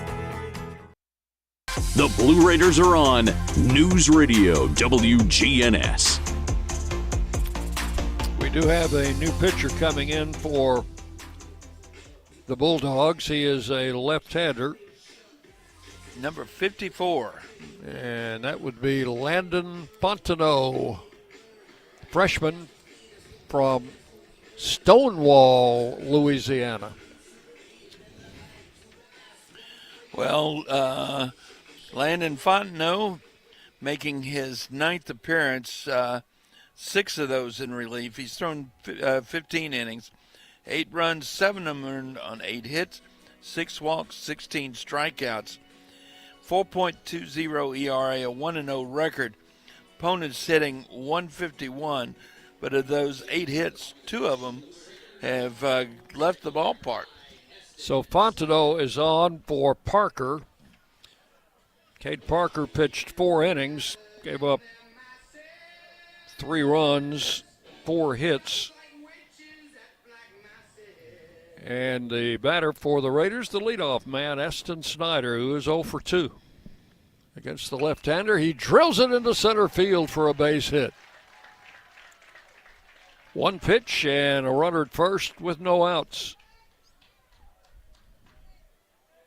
Raiders' 5th hit of the game. And the first, of course, off Fontenot, the new pitcher. Here's Clay Badalak. This will be a lefty-lefty matchup. Clay had a first inning single and walked in the 3rd, so he's been on base both times. And Snyder, of course, always a threat to run at first. Badalak misses a bunt, strike 1. So instead of letting him try to steal second, they're going to try to bunt him down, I guess. Stay out of that double play. Throw to first. Fontenot is not a big guy, 5'10", 200 pounds, a freshman.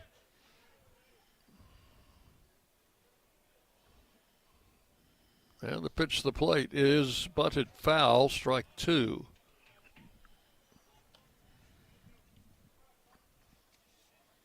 Got a final from across campus in softball, Dick. Lady Raiders win it on a walk-off in the 7th inning. Bottom of the 7th inning, win 4-3. So they take that series against the Hilltoppers. Well, I think I said that was going to happen yesterday. It was just a day late. Here's the pitch, and he hits one to right field. That is going to be caught by the right fielder. Out there, Droust hauls it in, moving a little bit toward the line, and that is out number 1. Snyder still at first. Bondolan, the batter. Brett has grounded out and struck out.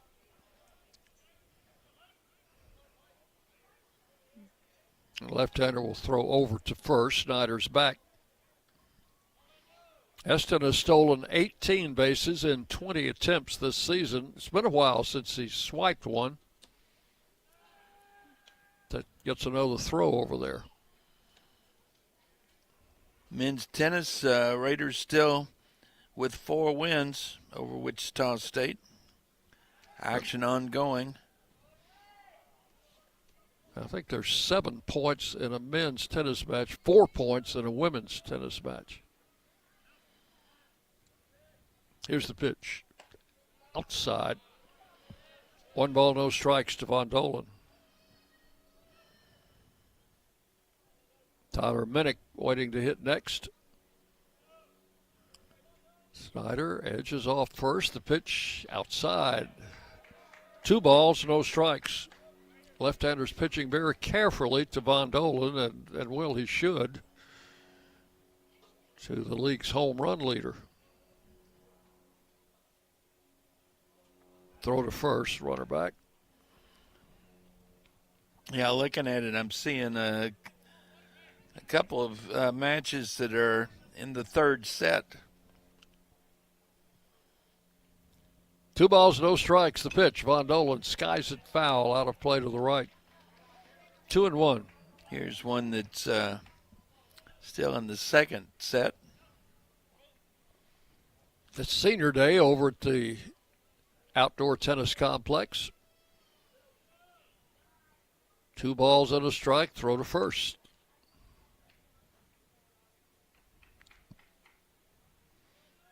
His pitch count to first is higher than his pitch count to the batters, I think. There goes Snyder, swinging a foul, out of play. Raiders playing a little hit and run.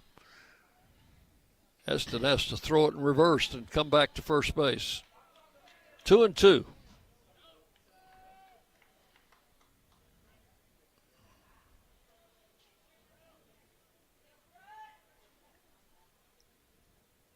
Fontenot with the 2-2. Hit the sets, double play ball. Out to second, out there, throw to first, out at first. That's a 4-6-3 double play. And that will end the Raider 5th inning. No runs, 1 hit, and nobody left. So we've completed 5 full innings. Middle Tennessee 3 and Louisiana Tech 3. You're on the Blue Raider Network from Van Wagner. Pepsi Zero Sugar has taken its flavor to the next level. A Zero Sugar Cola has never tasted this good. But we don't expect you to take our word for it, so we're putting it to the test, starting with me. My mouth is watering already, so I think we can skip the drum roll and get right to the main event. Cue the fireworks. We have an official best Zero Sugar ever. It's delicious, it's refreshing, and it's so good you'll need to try it for yourself. Trust me. Pepsi Zero Sugar. Zero never tasted so good. That's what I like. The Blue Raiders are winners in the classroom, on the field, and the courts. Richard Lewis here. I want you to win in real estate also. Buying, selling, auction here in Tennessee, or along the Gulf Coast, a second home, or investing. Give me a call to help start that winning process.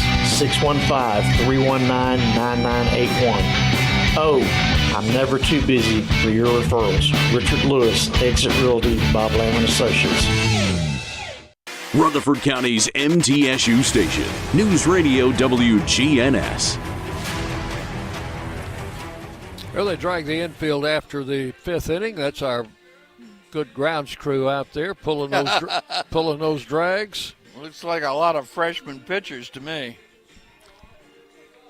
Gives us an opportunity to go and look again at our April 13th in baseball history in 1926, John.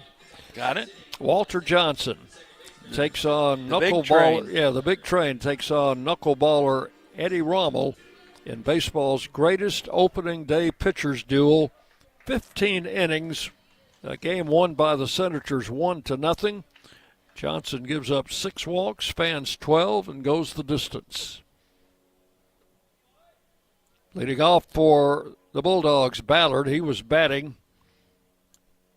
And then lines it right at Matt Wolf, and Wolf caught the ball and just staggered back a step or two. It was hit so hard.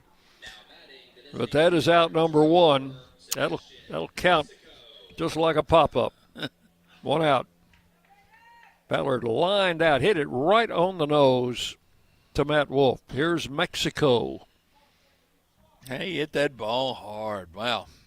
Left-handed hitter shows bunt, takes a strike. 0-1. He has struck out and flied to center. But you got to respect this guy because he is arguably their best hitter. 0-1 to count. Open stance for a left-handed batter. And the pitch swung on, hit in the air to right center, but not deep enough. Rogers coming in. He will make the grab for out number 2. 2 down in the 6th. The batter is Garrison Berkeley, the left fielder. This is about the time you want to start checking on Chandler Alderman's pitch count. Time called. Manager Lane Burrows, or head coach. He's really a manager, but they call him head coaches in baseball in college. He's talking with his hitter. Now, Berkeley laid down a perfect drag bunt in the 4th inning for an infield hit. He is 1 out of 2. Alderman had 73 pitches here in the 6th inning. Well, that's very good for what is now the 6th inning.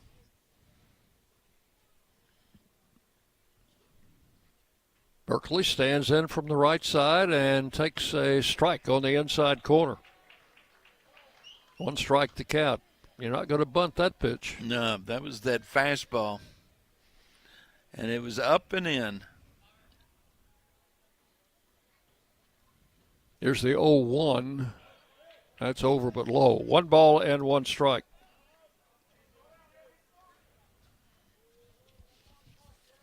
Garrison Berkeley out of Aledo, Texas. He's a grad transfer from Texas Arlington. Here's the 1-1. I thought that might have caught the corner, but it's called a ball. 2 balls, 1 strike. Again, pitching him inside.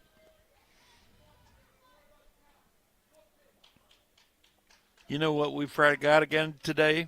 The Windies. We did, and they won. Pitches inside, ball 3. So, folks, thanks to Matt Wolf, yes. You're all got a cheeseburger. Set up for a Dave single cheeseburger. All you've got to do is text the word single, S-I-N-G-L-E, to 83200. There's a strike call. That'll fill it up. 3-2 to Berkeley. And, John, that is, I'm looking back over, that's only the second 3-2 count that Alderman has had. Which is why his pitch count is in such good shape. Swinging a foul back to the backstop. Still 3-2.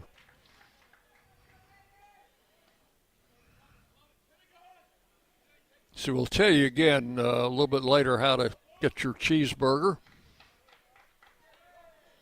That's been a pretty popular promotion for the last 2 or 3 years. Yeah, we've done our Blue Raider hitters have done a pretty good job of delivering groceries. Foul down the right side. That's going to be chased by Rogers. Dives, and it just trickles off the end of his glove. That was quite an effort by Brad Rogers. What, if he had been able to glove that ball. When it left the bat, I didn't think he was going to get anywhere near that ball. Oh, I thought it was going to blow into the bullpen. So the count remains 3-2 to Berkeley. 2 outs in the 6th inning in a 3-3 ball game.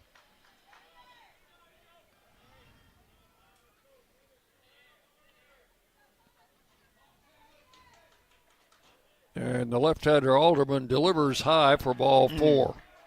Hate to lose him. That's the 3rd walk allowed by the left-hander, and with 2 outs, the batter will be Trey Hawsey, the big first baseman.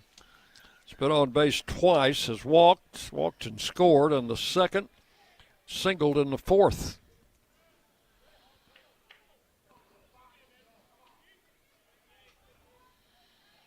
Keep in mind, he likes to go opposite field. Outfielders playing him straight up. The pitch to the plate is a strike called at the letters. Now, Berkeley at first also likes to run. He has 10 stolen bases this season. So he and Safford are their 2 primary base stealers. He's leaning. Pitch is high, 1-1. Of course, Minnick threw out Safford in the 5th inning, trying to steal. 1 ball, 1 strike.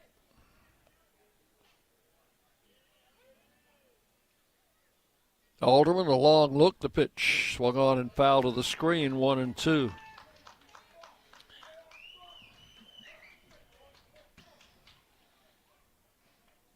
Well, they played hit and run with Berkeley at first and Hawsey at the plate back in the fourth inning. And did it very well. Well executed. Alderman comes set. And the 1-2 pitch. Runner was not going, and the pitch is fouled off the screen. Count holds at a ball and 2 strikes.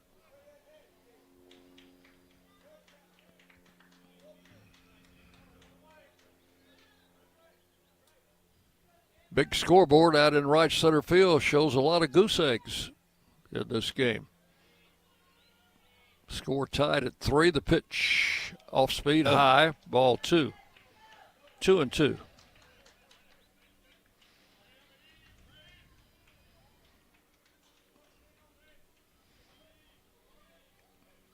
Snyder playing deep in center field, as is Keaton Ray in left.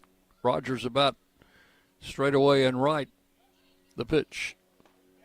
Strike 3 call. Goodbye.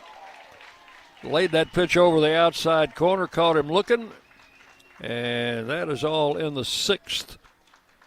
Strikeout number 5 for Alderman. No runs, no hits, and 1 left. We'll go to the bottom of the 6th inning. Louisiana Tech and Middle Tennessee tied at 3 apiece. You're listening to Blue Raider Baseball from Van Wagner.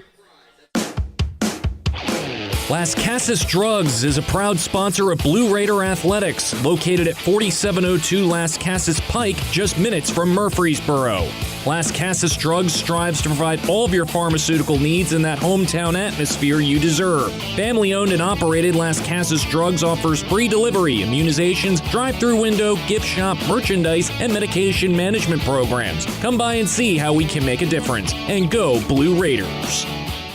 At State Farm, when home and auto work as a team, you score and save money. I'm State Farm agent Andy Wama. Give me a call at 615-890-0850 and let's work together to win big by saving money on home and auto. With the service you get from State Farm, you might think our car insurance costs more. I'm State Farm agent Andy Wama. Give me a call at 615-890-0850 and let me show you with discounts up to 40%. You may find it even costs less.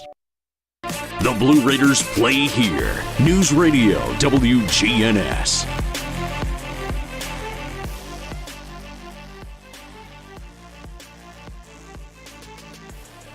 For undergrads and more than 100 graduate programs, Middle Tennessee State University has something for everyone, including more than 50 online degrees. If you want high-quality, affordable education, it's not too late to apply. Learn more at mtsu.edu.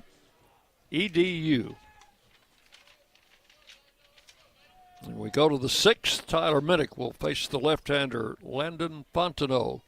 The pitch is laid right in there for a strike. Minnick walked and scored in the first, grounded out in the third. And the left-hander delivers outside for a ball. 1-1. Keeping up with that, they've been consistent in the way they've pitched him. There's a ball hit to left field. That one is high. That one is deep. And that one is gone.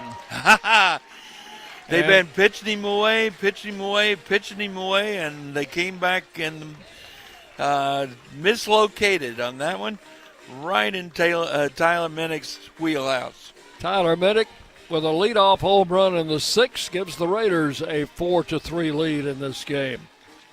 And that's number 5 on the season for the Blue Raider catcher. And that was a no-doubter. Yeah, pulled that and got it into the staircasing on the backside of Floyd Stadium. Here's Keaton Ray. Ray swings and fouls it back to the screen. Strike 1. Keaton doubled and drove in 2 runs in the first inning. Hit back to the mound in the 4th. So Fontenot makes a mistake on location. They'd been getting Minnick on that stuff away and off speed. Pitch to Ray is low and into that turf at home plate, 1-1.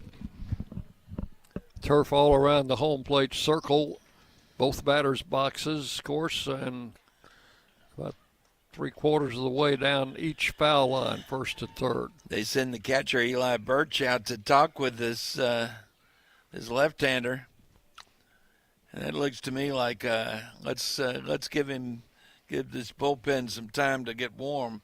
Right-hander throwing. Outfielder's playing very deep for Keaton Ray, although he's not a home run hitter as such. We're still looking for him to get number one. Yeah, but that wind is blowing out. So you never know. You get the wind up and ball up in that wind. Pitches a strike on the outside corner, 1-2.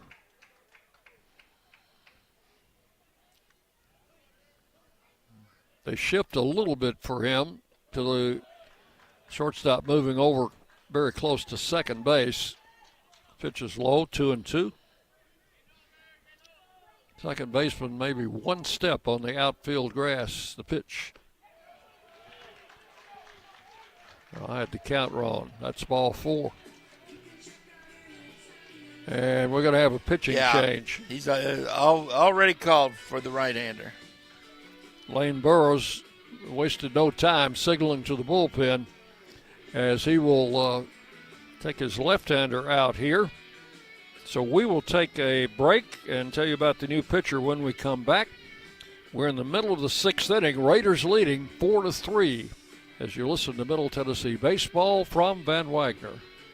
Middle Tennessee Electric proudly supports the MTSU Blue Raiders, and we're proud to power the scoreboard lights at Reese Smith Junior Field. When it comes to the electric service in the community, you can always trust MTE to do what's best for our members. We serve by providing affordable, reliable, safe electricity and outstanding member service. Here at MTE, we serve to make life better for our members and their communities. Visit www.mtemc.com to learn more. And that scoreboard, light it up, Blue Raiders. Nothing is more expensive than a missed opportunity that could have changed your life. Maybe you're just graduating high school, or are working and need to earn a degree to advance your career. Or you aspire to be a leader, and a graduate degree can make that happen. Whether you're just starting out or retooling for the future, Middle Tennessee State University can help you get there. MTSU, the University of Opportunities. WGNS, the flagship station for Blue Raider sports. New pitcher is Logan Forsythe. He is a junior transfer from Mississippi State. He pitched 2/3 of an inning on Friday, gave up no runs and 1 hit. And this is his 17th appearance, all in relief. He's thrown a total of 28 2/3 innings, given up 15 runs, 12 of them earned, on 18 hits, 22 walks, 40 strikeouts, 3.77 ERA with no decisions, 1 save. Opponents hitting 182 against his right-hander. He was the third of 4 pitchers used Friday night by Louisiana Tech. And he's the third that we've seen today. So Matt Wolf will be the first to face Forsythe here in the 6th inning. Tyler Minnick's leadoff home run in the inning has given the Raiders a 4-3 lead. Well, this series has been very close every game. Unfortunately for the Raiders, Louisiana Tech's won both games. 5-4 and then 10-8 yesterday. Wolf called out on strikes in the first inning, singled and scored in the 4th. The runner at first, Keaton Ray. And he, of course, belongs to Landon Fontenot, who throws over there, does Forsythe, and Ray is back.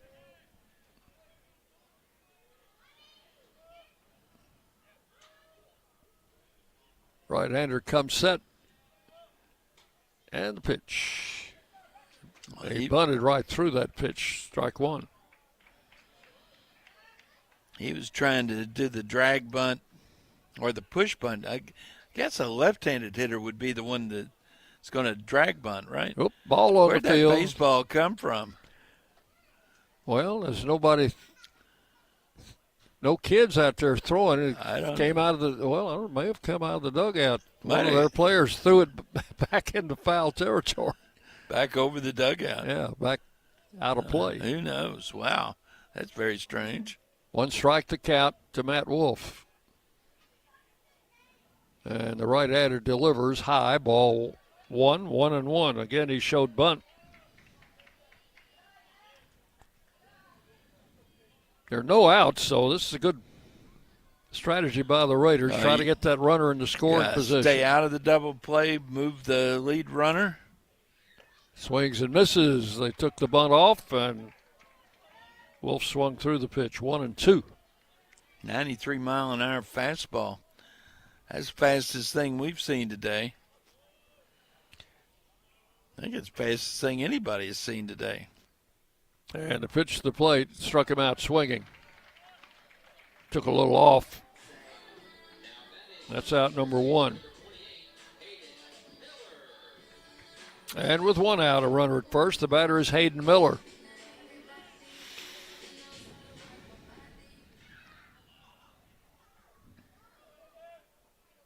Hayden with a run-scoring,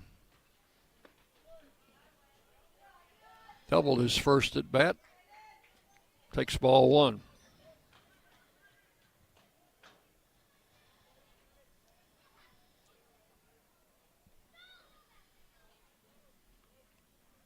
Throw to first, runner back. That's the only double we've had in this series, isn't it? That is correct. We've hit 4 home runs, but only 1 double. Another throw to first. That's close. Halsey thought he had him.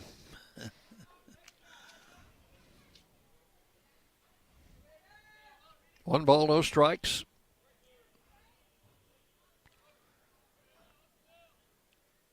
Miller waiting. The pitch low for a ball. That one at 95.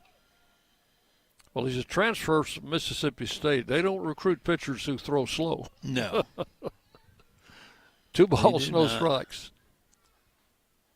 Pitch swung on, fouled back into the grandstand.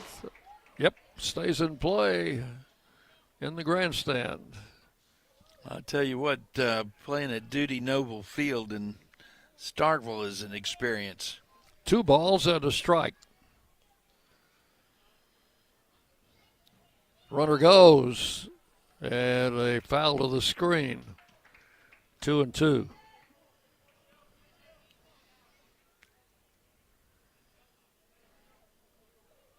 Hayden did not have a very good cut. That ball, No, they were in playing fact, hit and run. Almost looked like he was trying to check his swing. 2 balls, 2 strikes. And the pitch outside, ball 3. 3-2. There's just 1 out, so it's not an automatic takeoff for the runner at first. And we'll see what they're up to on a 3-2. Throw to first, runner back.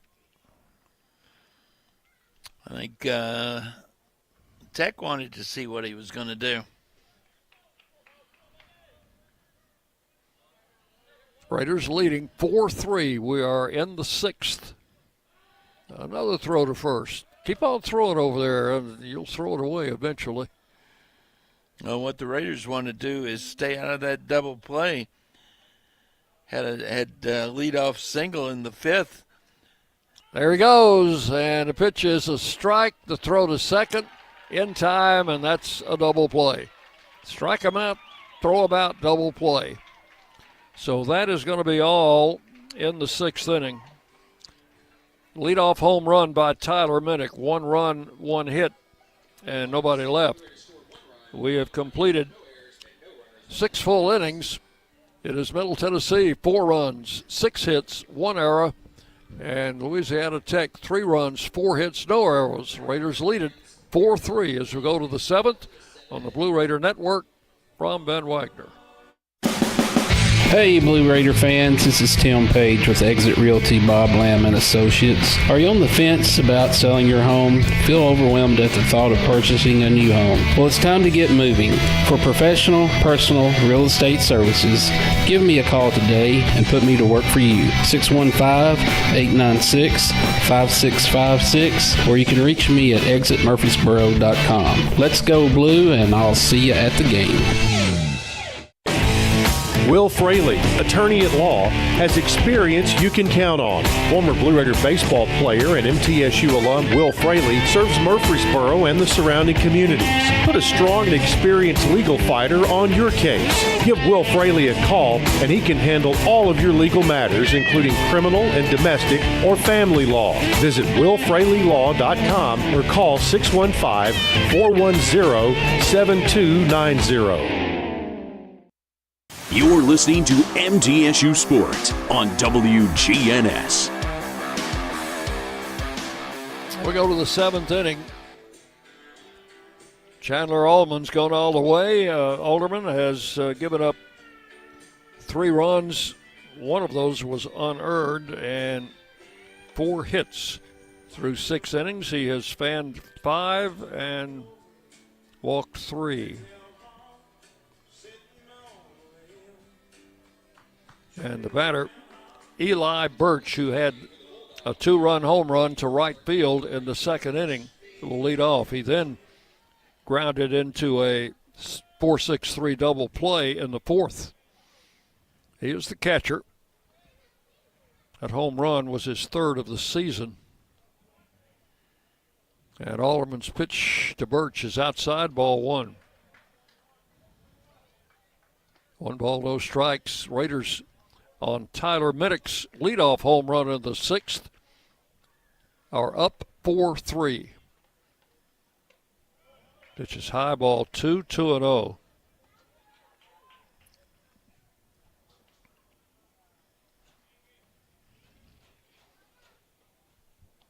Big left-hander, Chandler Alderman. And the pitch to the plate. That caught the inside corner, 2-1.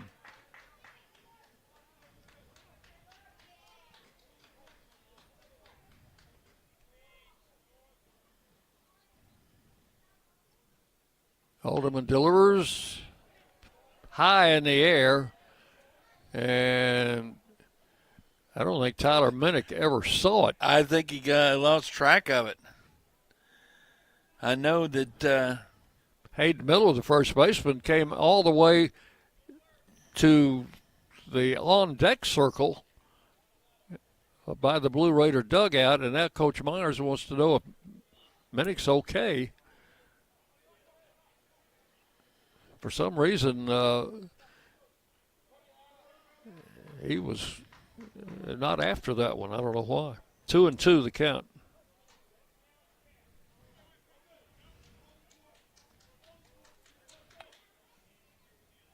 Alderman ready to work.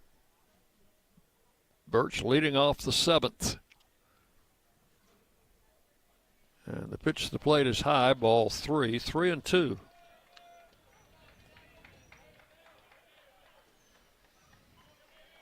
Well, Dick, I've been getting the scoreboard updates ready for us. Check that after this half inning. Ground ball up the middle. Badalak near the bag at second. The ball kicks off his glove. And the runner will reach. That one was headed for center field. I don't know if they're going to give him a hit on that or not. It looks to me like they just put up an error. That'll be an E4. That's a tough error. That's the second miscue for the Raiders today, and the batter is Brady Droust. He is the right fielder, 0 for 2. Well, that first error cost him a run. Bunts, that is going to be a foul ball. Yeah. Down the third baseline. Bondolan let it roll foul. Picked it up. Count is 1 strike to Drost. Chandler Alderman threw that baseball out. He wanted a new baseball, got it.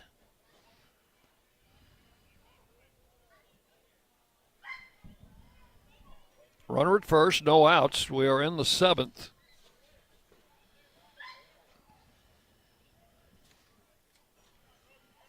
Left-hander comes set. And the pitch showed bunt again. Took it outside, 1-1. Going to have a lot of finals to report today, Dick. Had a lot of games starting before ours did. Getaway day.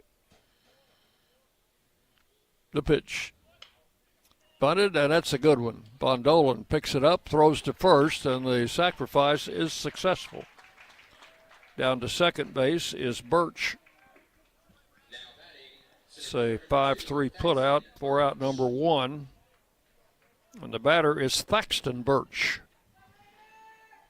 He doubled in the 5th inning, 1 for 2. 2 hits in the series, both doubles.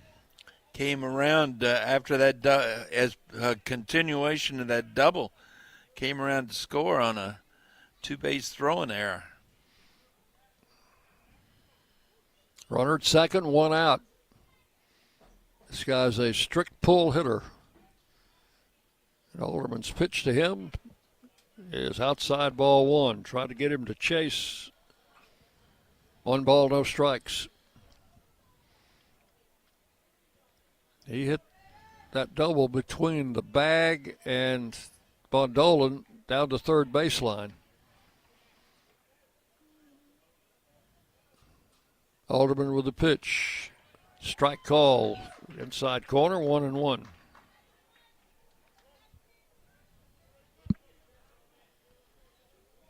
Thaxton Birch batting 8th in the order, so Safford would be next.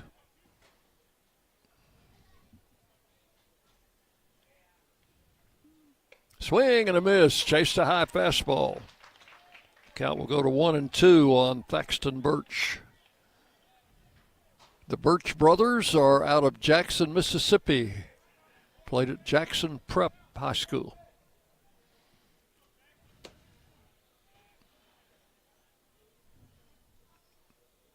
And Alderman's pitch on the way. That's strike 3 called. Caught him looking. That's out number 2. Strikeout number 6 for the Raider left-hander. And the batter is Will Safford. A little shortstop. Bats from the left side. He's been in the number 9 spot in the order all 3 games. So he's played a very good shortstop position for them in this series. Boy, he has that. And the pitch to him is taken for ball 1 outside. He flied out in the 3rd inning and walked in the 5th. Runner at second. 2 outs. The pitch. Swinging a foul. 1-1.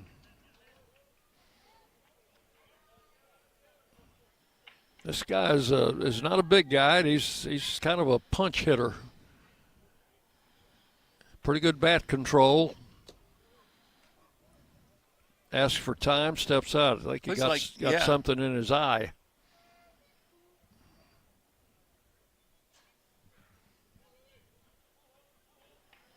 Plate umpire's going to give him time. How do you get something out of your eye with a batting glove on? You got me. Alderman has topped 100 pitches now here in this 7th inning. 1 ball, 1 strike.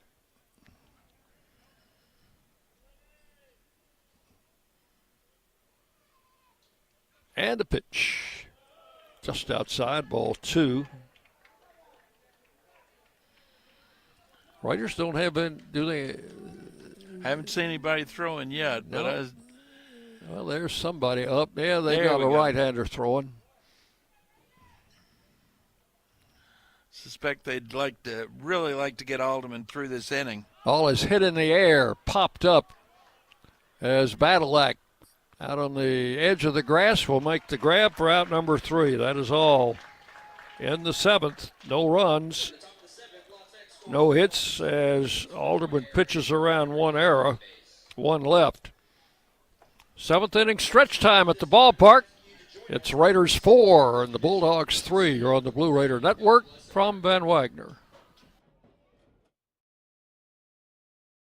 Is brought to you in part by proud partners of Blue Raider Athletics, Grannis & Associates, certified public accountants. They provide a full range of tax preparation, accounting, and bookkeeping services for both business and individual needs. That's Grannis & Associates. Give them a call at 615-895-1040 or visit Grannis & Associates online at gcpas.com.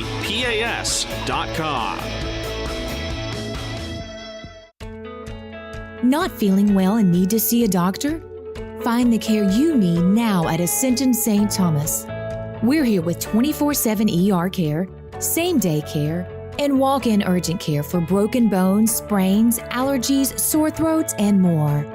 Visit ascension.org/St. Thomas Care to get the right care at the right place at the right time. Serving Middle Tennessee State University, Murfreesboro, and surrounding communities. The Blue Raiders are on News Radio WGNS.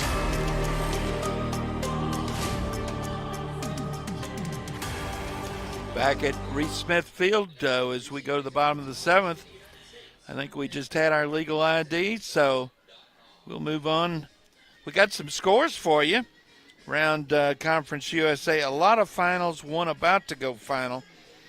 New Mexico State at Florida International down in Miami, and FIU wins that ball game 9-2. Dallas Baptist at Jacksonville State, that is a final. Dallas Baptist 12-1. That was a 10-run rule game. Over in Lynchburg, Virginia, Western Kentucky takes that series with a 4-3 win over Liberty.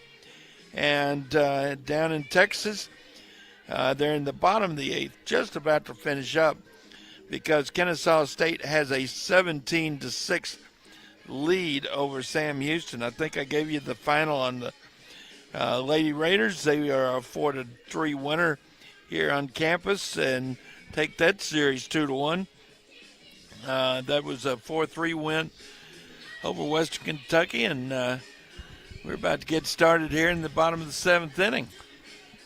All right, thank you, John. As the Raiders need some runs here, it's the pitcher fell down as he was getting ready to throw his last pitch. That's still Forsyth, I guess. It is still Forsyth. I guess maybe his cleat got caught on the pitching rubber, but could be. He went down almost face first. I tell you, his second baseman is laughing at him. So we're set to go in the 7th. Brett Rogers will lead it off for the Raiders. Slide to left and grounded out. That ground ball in the 4th inning drove in a run. The Raiders' 3rd run of the game. Need to get some more runs here. Forsyth, the right-hander, delivers outside ball 1. That one coming in at 94. He's been throwing hard. He's the hardest thrower that we've maybe even seen all weekend, huh? The pitch outside ball 2. That one also at 94, 2-0. We saw him a little bit on Friday night, but not enough for the speed business to register with us.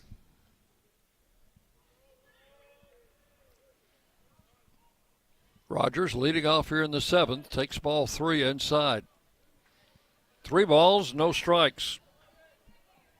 Get this leadoff man on and see if we can move him around. Strike called, 3-1.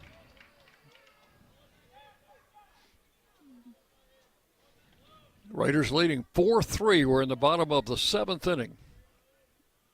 And the pitch. Swung on line to left field, a base hit. That one is going to go through. Oh, it's cut off by the center fielder. Going to be a play at second, but sliding in there safely, Brett Rogers. Well, we finally have our second double. That ball got to the track, did not quite get to the wall, though. So that's the first hit off Forsyth. And that gets a mound visit. Batter will be Kenny McKinley. I don't know what kind of bunter Kenny is. I don't think I've ever seen him attempt a bunt. Kenny's a free swinger who likes to put a lot of that big frame of his into the pitch. There is a right-hander throwing in the Bulldog bullpen. I think they're going to pinch hit for him, John. Looks like it, doesn't it? I think Sure they're going does. to put Cooper Clapp up there to try and bunt this runner over. That would be in the DH role. So Cooper will come out here in the bottom of the seventh. Yeah, he'll be up there to bunt. At least that's what we think. That's, I think, what they think, too. Yes, I think it is. Third baseman now will have to decide whether he's going to charge or whether he's going to stay back. I think he has to stay back. The shortstop is not playing in position to run a wheel play. So the right-hander's ready, and he's around to bunt, lays it down. Forsyth picks it up, goes to third, and they get him at third. Oh, that was a good play by the pitcher. He bunted it down the third baseline, maybe a little too hard or not hard enough. Anyway, the pitcher was able to pick it up and get the out at third. So that'll be a fielder's choice. 1-5 on the putout. Nate Kreider throwing in the Bulldog bullpen. We saw him on Friday night. Here's Snyder with a runner at first. Runner goes, swing and a miss, and the throw to second, and that's an easy out at second base. So this inning not starting off exactly as you would have hoped.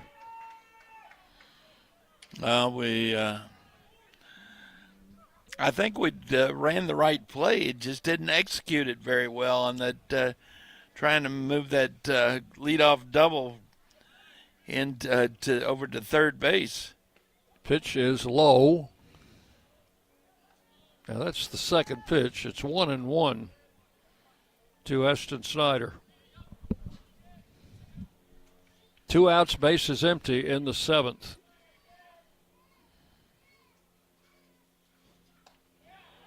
Strike called on the outside corner, 1-2. Oh, you hate to waste that leadoff double. You don't get those every day. No. 1 ball, 2 strikes. And the pitch to the plate is outside and high, ball 2, 2-2. 95 on that. I guess 95 that you can't throw for a strike is not necessarily an asset. 2 balls, 2 strikes. Line foul down the right field line. Rolling down in the corner. Count holds at 2-2. Clay Badalak hoping to hit in this inning is in the on-deck circle.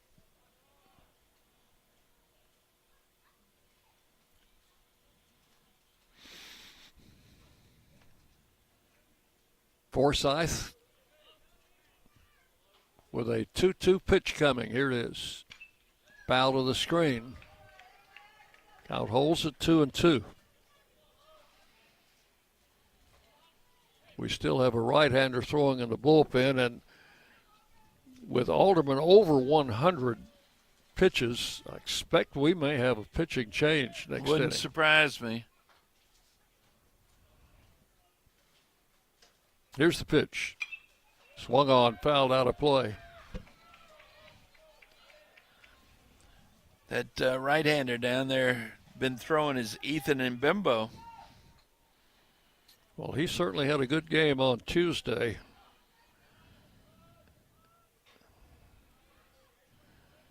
He threw 93 pitches, I think, Tuesday. There's a ground ball foul. Look who caught that. Well, Kevin Nichols makes a good one-hand stop down there. Puts that one in his pocket. Count remains 2-2 to Snyder.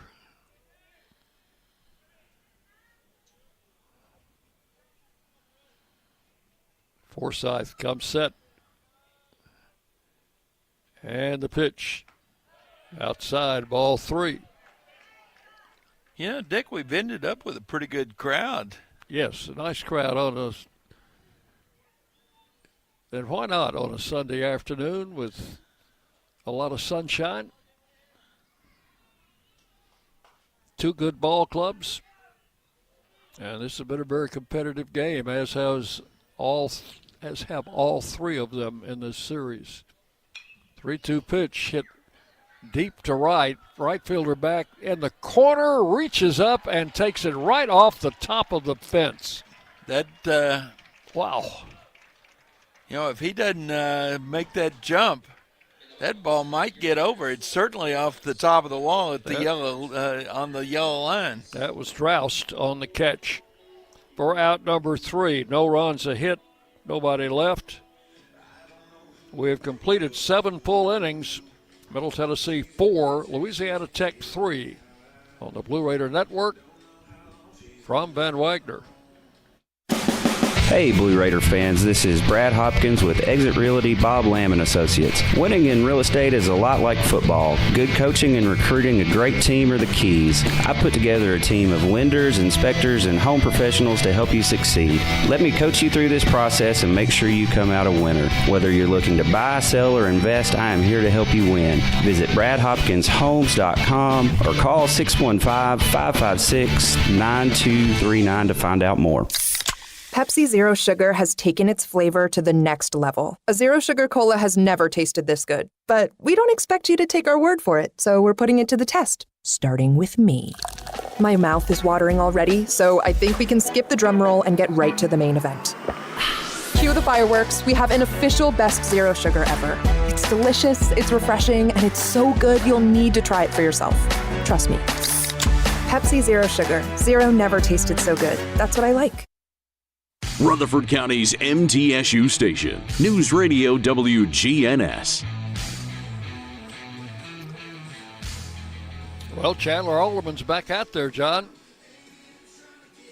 And Bimbo has been thrown in the bullpen. I expect he's ready at a moment's notice. Also, I have a left-hander that's gotten up. See if I can.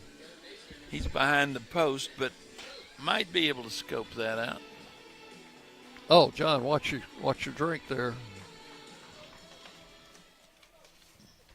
Thank you. That's not good. No. Here you go. All right. I think we've got some more back here somewhere.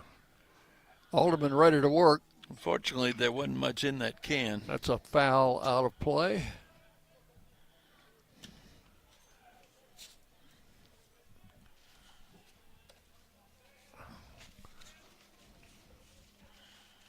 One more if you need it. I think I about got it. 1 strike to count. This is Colton Coates. Grounds it foul past third.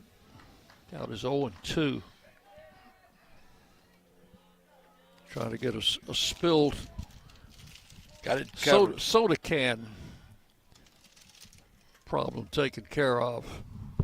2 strikes. High, ball 1, 1-2. That's what they call them up north, isn't it, John? Sodas? That is, or a pop. Yeah, a pop, yeah. 1 ball, 2 strikes. The pitch. Outside, 2-2. Down here, we just call everything Coke. That's right. It's a Coca-Cola. Oh. An RC Coca-Cola. Yeah. 2 balls, 2 strikes. The count to Coates. leading off the 8th inning. Alderman's pitch swung on and missed, struck him out. Big swing, big strikeout. Strikeout number 7 for Chandler. Yeah, one of the great Southern delicacies, an RSC Coca-Cola and a moon pie. Moon pie, that's right. Moon pies used to be all chocolate. Now they're all different flavors. Yeah. Here's Michael Ballard, 0 for 3. Stung the ball last time, but hit a line drive that Matt Wolf caught. The pitch. And for a strike, 0-1. Chandler Alderman's gone all the way, and boy, this is his best performance in a long, long time. Without a doubt. Here's the 1-strike pitch. Swung on, fouled out of play. Count is 0-2. That was his 111th pitch. That dangerous left-handed hitter waiting next is... I think that's why he's still there. Sebastian Mexico. Pitch, fly ball, short center field. Snyder coming on, makes a running catch. That is out number 2 in the 8th. The batter is Sebastian Mexico. This crowd is definitely behind Chandler Alderman. Mexico has struck out and twice flied out.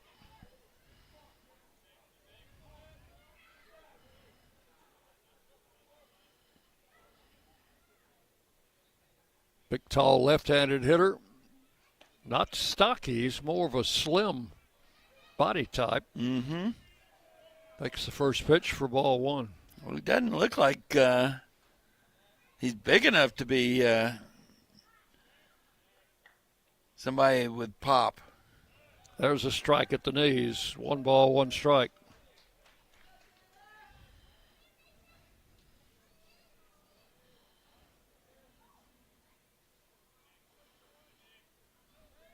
Two outs, bases empty in the 8th. And the pitch swung on, hit foul down the left side. Keaton Ray with a long run, still running, and that one just evades him. Just out of reach. He dove on that warning track, which is before you get to the bullpen, and made a nice catch out there earlier. That track out there is not something you want to do a lot of sliding on. No. So it's 1 ball, 2 strikes. That is to Mexico. Sliding on that stuff is really tough on pants. Here's the 1-2 pitch. Swung on, drilled foul down the right side. Got to the bullpen. Or right in front of the bullpen. Yeah, not quite into the bullpen. It's a good lefty-lefty battle. 1 ball, 2 strikes. And Alderman's pitch is high, ball 2. 2-2. We're in the top half of inning number 8. Raiders leading 4-3.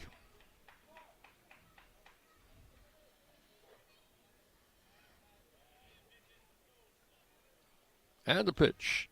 Outside, ball 3. That will run the count full. Alderman goes for a little rosin. Yeah, scoreboard had 2-2. They got it right now. And the payoff pitch on the way is swung on and missed. He struck him out with a high fastball. That's a huge out, Dick. And that is the second strikeout in the inning and the 8th of the game for Chandler Alderman. 3 up, 3 down in the 8th. We'll go to the bottom of the 8th inning. Raiders lead it 4-3. You're on Blue Raider Baseball from Van Wagner. When the arena lights dim for a concert, or when the crowd becomes one at a big game, you can almost feel like you're the biggest fan. But who's your biggest fan? It's the person that will get you home safely after a night of drinking. It's the person who looks out for your life to make sure you leave the stadium with someone sober. This could be a designated driver or someone who offers to get you a ride share. Because in Tennessee, fans don't let fans drive drunk. Brought to you by the Tennessee Highway Safety Office, a division of the Tennessee Department of Safety and Homeland Security. Hey, Blue Raider fans, we know life comes at you fast, but with the right insurance, you'll always be covered. Whether it's home, auto, or life insurance, your local State Farm agent, Trevor Haggard, former MTSU baseball player, is here to help you protect what matters most. Give him a call at 615-203-5522 and find the right plan for you. Like a good neighbor, State Farm and Trevor Haggard are here to help. 615-203-5522. The Blue Raiders play here. News Radio WGNS. Dr. Davis Spivey in Murfreesboro Oral Surgery and Implant Center, proud supporters of Blue Raider Athletics. For over 25 years, Dr. Spivey has provided the best oral surgical care possible to our community. Glad to have him as one of our fine sponsors. We got a new pitcher, John? We do. We've got Nate Kreider coming on for the Bulldogs, making his 15th appearance. He's thrown 16 2/3 innings, giving up 12 runs, all earned on 16 hits, 14 walks, 24 strikeouts. He has got a 6.48 ERA, a 1-1 record. Kreider threw a 1 1/3 on Friday, gave up no runs, no hits, 1 walk, 1 strikeout. Here is Clay Badalak to lead off the 8th inning for the Raiders against Kreider. And the pitch to the plate is outside, ball 1. Clay singled and scored in the first, walked in the third, flied out in the 5th.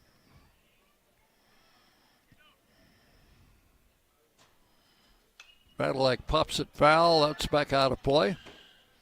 1-1 the count. Kreider, another hard thrower. Logan Forsythe goes 2 innings, gives up no runs on a hit, no walks, 2 strikeouts. 1 ball, 1 strike. Badalak takes it outside, ball 2.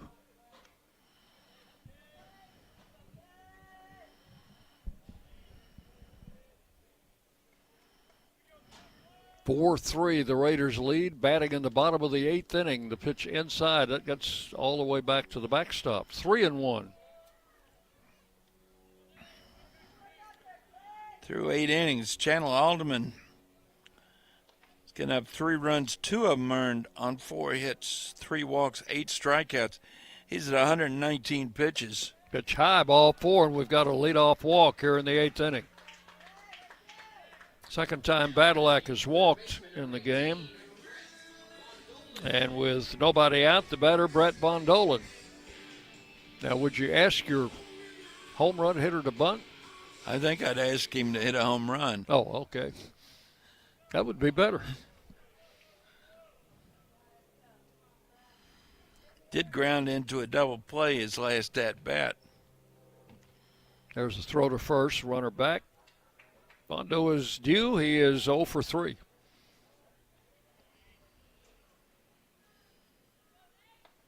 And the pitch. Hits it into center field, but not deep enough. Center fielder coming in. That is Birch. He will make the catch for out number 1. So I think one down in the 8th. I think I'd ask Tyler Minnick to hit a home run for me. And I think the catcher's going out to point out to Nate Kreider that was exactly what he did his last at-bat. Yes, he launched one in the 6th inning, and no doubter. I think what Birch is reminding him, here is our book. We've been pitching him away.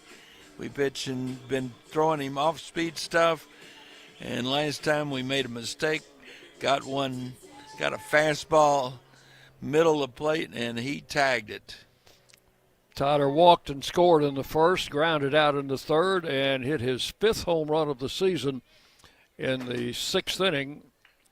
And right now, that home run is the difference in this ball game. Raiders leading 4-3. And the last thing that Birch did before he left that conference was remind Nate Kreider of that runner at first base. Pitch to the plate. Minnick takes it for a strike. Well, it came inside on him, but off speed. I think he saw an opportunity that he let go by there. Throw to first, runner back.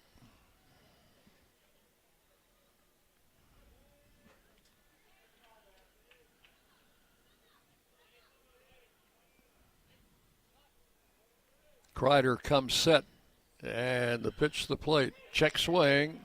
Called it a strike. 0-2. They didn't even have to appeal that one up. Home plate umpire called that on his own.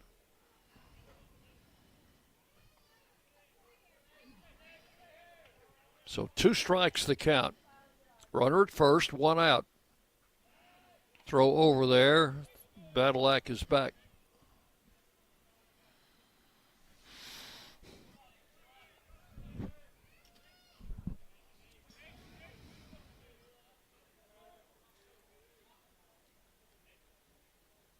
Again to first, and again the runner back. Raiders have Landon Birch up throwing. Mbembo had been throwing the last couple innings. Again to first, the runner's back. Keep on throwing over there. Mm-hmm. Throw it down the right field line. 2 strikes the count. Runner goes, and a foul out of play. Well, they started Badalak on a 2-strike count to Minnick, and he got the bat on the ball and fouled it away.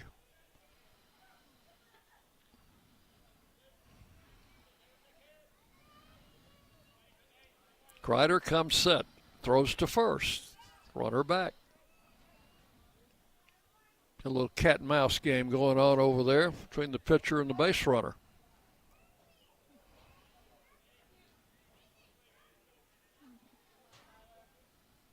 Runner goes, foul back. Raiders playing a little hit and run and want to stay out of that double play. Get the runner into scoring position, stay out of the double play. Count remains 2 strikes. Not going this time, and Minnick strikes out. Well, that's good because that probably would have turned into strike him out, throw him out, double play. First strikeout for Kreider. Now with 2 outs, batter is Keaton Ray. Drew a walk in the 6th inning. Doubled in the first, drove in 2 runs. First 2 runs the Raiders scored in the bottom of the 1st inning. Throw to first, Badalak is back.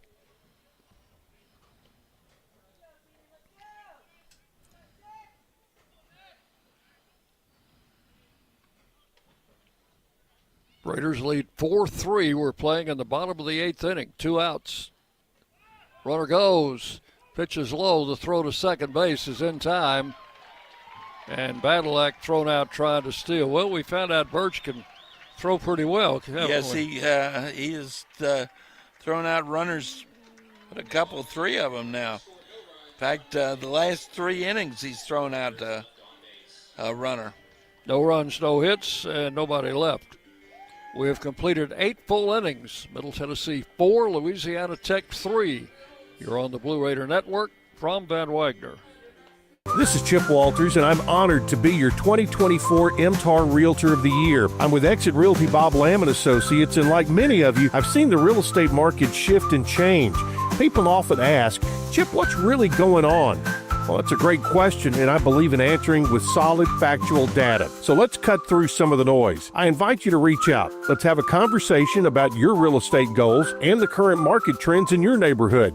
You can find all my contact information at choosechip.net. Will Fraley, attorney at law, has experience you can count on. Former Blue Raider baseball player and MTSU alum Will Fraley serves Murfreesboro and the surrounding communities. Put a strong and experienced legal fighter on your case. Give Will Fraley a call and he can handle all of your legal matters, including criminal and domestic or family law. Visit willfraleylaw.com or call 615-410-7290. WGNS, the flagship station for Blue Raider sports.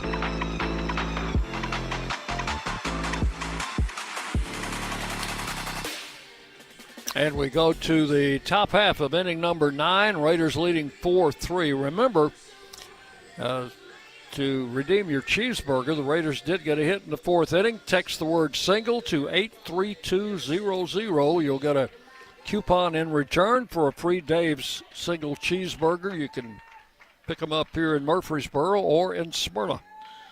Here's Berkeley to lead off the 9th. Look who's still on the mound. Chandler Alderman tried to finish what he started.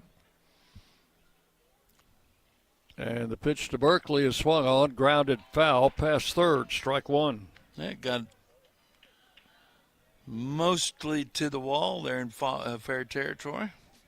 Berkeley is grounded out, had a bunt single, and walked.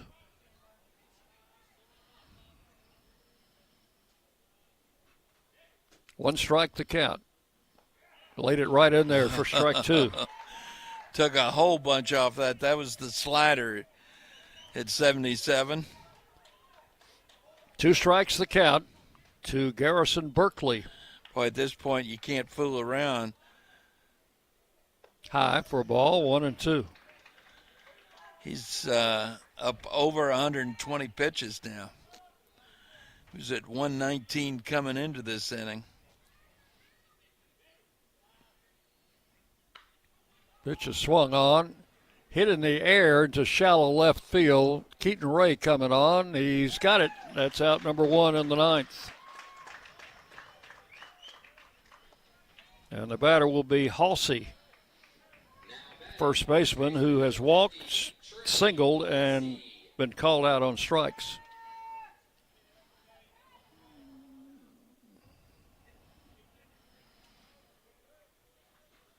One out in the 9th. The Raiders leading 4-3. Halsey took his time getting in the batter's box. Alderman was ready to go. Pitch is swung on, lined foul down the third base line. 1 strike. Scott likes to go the other way. Have you seen him pull anything? And he can do that with power. Yeah. Time called. Alderman wants a new baseball.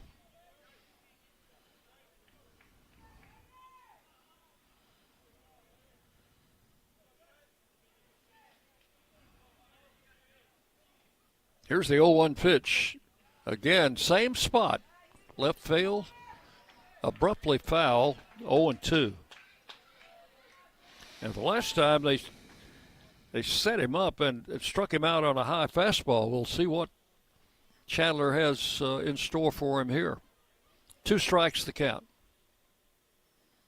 And struck him out swinging.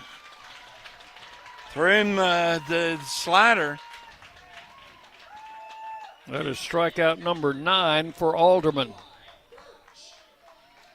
Chandler. 2 outs in the 9th. Alderman's ready to go. Here's Eli Birch. Birch is 2-run homer in the 2nd inning. Has hit into a double play and been safe on an error.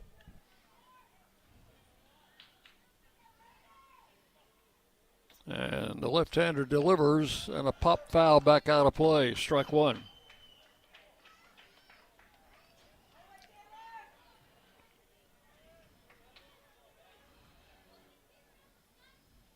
No balls, 1 strike to Eli Birch. Lefty and a righty thrown in the Raider bullpen just in case.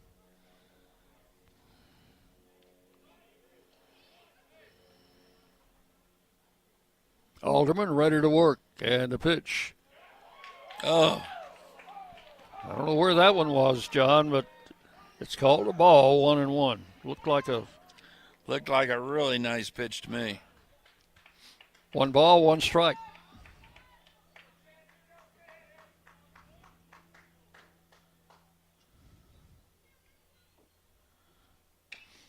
Swinging a little tap foul. That's out in front of the plate, and the count's 1-2.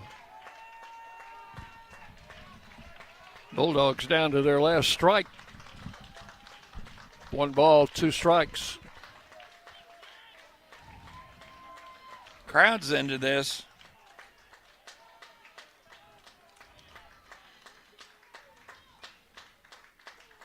Alderman ready to work.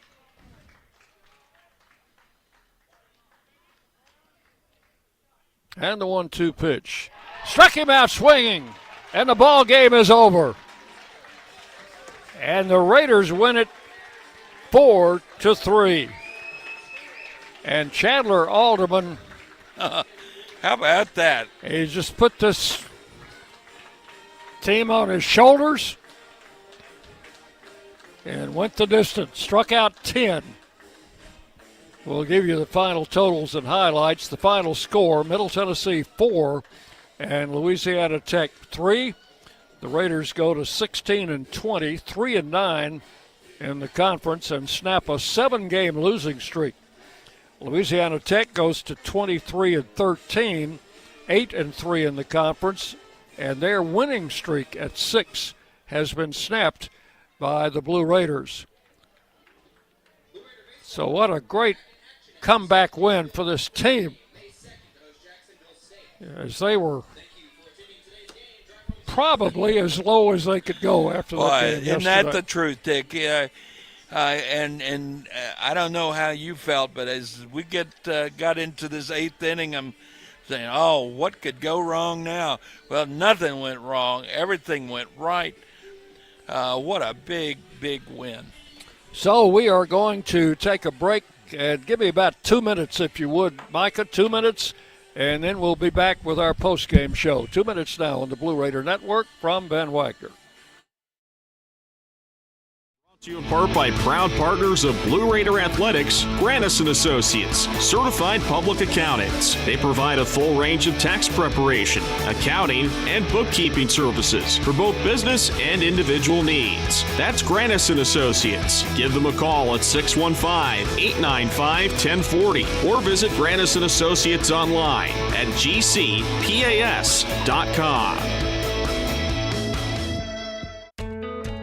Not feeling well and need to see a doctor?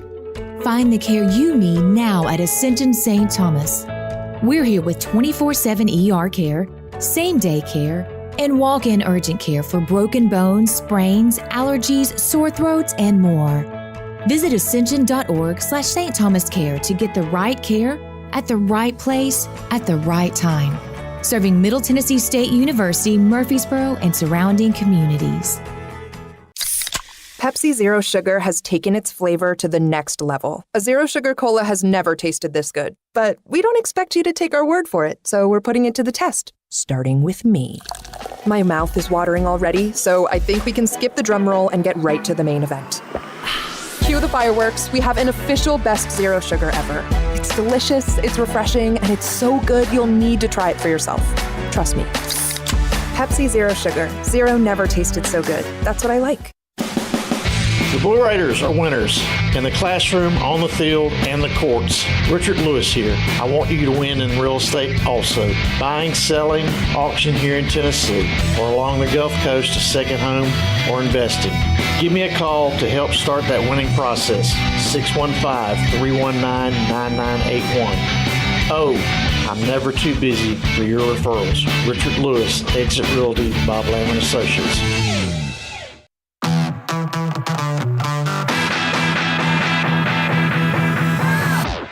Today's game is in the books, and it's time to recap the action in the Blue Raider postgame show.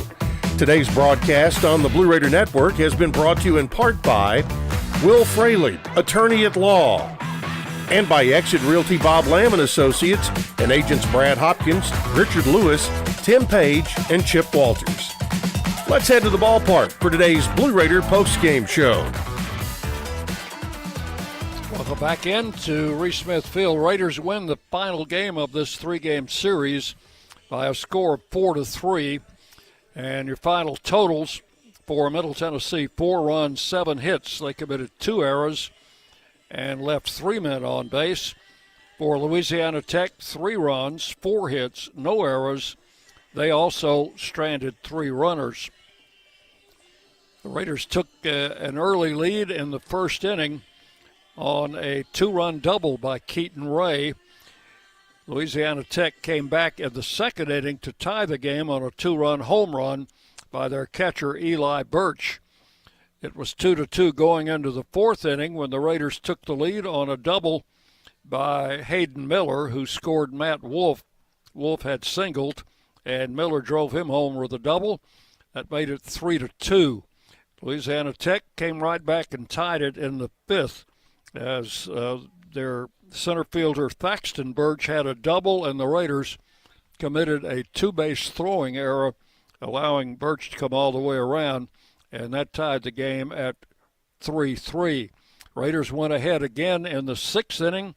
Tyler Middick with a leadoff home run, a no-doubter to left field as the Raiders took the lead 4-3 and made it stand up over the last 3 innings.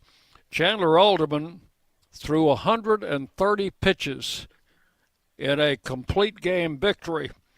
He allowed only 3 walks and struck out 10 in the ball game, and it was his second complete game of the season. So Alderman improves his record to 3-5. The losing pitcher for Louisiana Tech was Landon Fontenot. He was the second of 4 pitchers used by the Bulldogs in this game. So the Raiders take the final game in this series and snap out of a 7-game losing streak after losing a heartbreaker in the last inning yesterday in a game that everybody, including myself, had already put in the win column. But you have to get 27 outs to win games, and the Raiders were not able to do it yesterday. They were able to do it today. So the final is 4-3. John Callis down on the field. The players still huddled around with Coach Myers, and we're going to take a 1-minute break. 1 minute, and we'll be back to send it down to John for some comments from the field. 1 minute now on the Blue Raider Network from Van Wagner. Las Casas Drugs is a proud sponsor of Blue Raider Athletics, located at 4702 Las Casas Pike, just minutes from Murfreesboro. Las Casas Drugs strives to provide all of your pharmaceutical needs in that hometown atmosphere you deserve. Family-owned and operated, Las Casas Drugs offers free delivery, immunizations, drive-through window, gift shop, merchandise, and medication management programs. Come by and see how we can make a difference. And go Blue Raiders.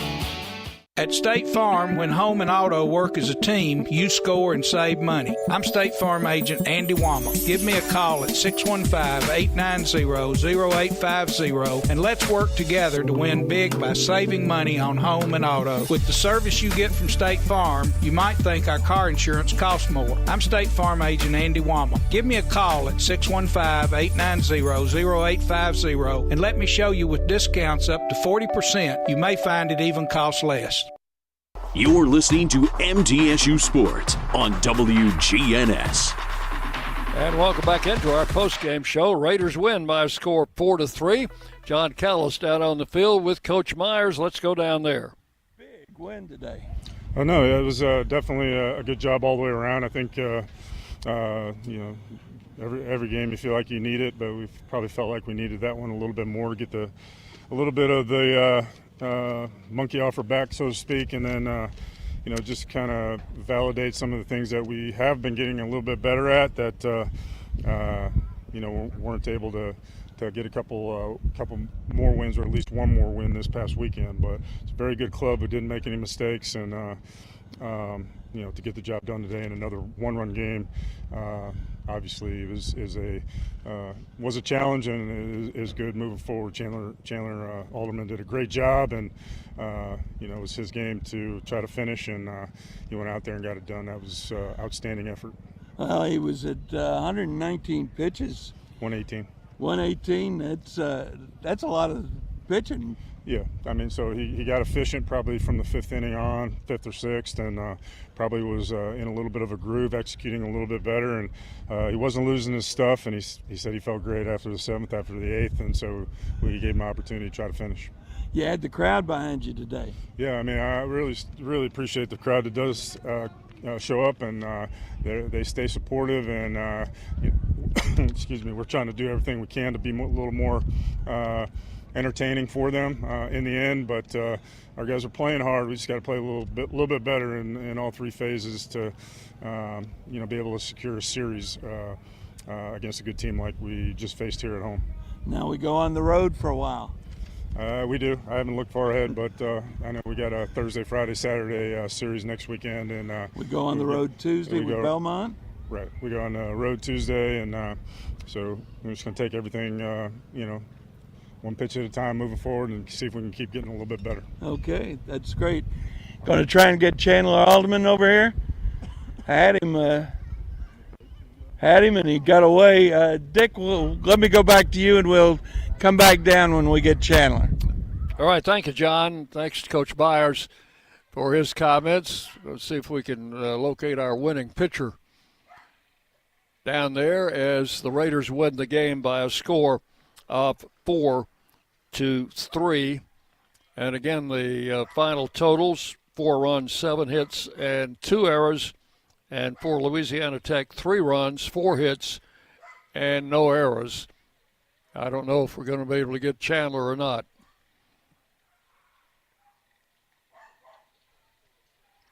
Chandler Alderman with a complete game. That's his second complete game of the season. And he went the distance with 130 pitches total.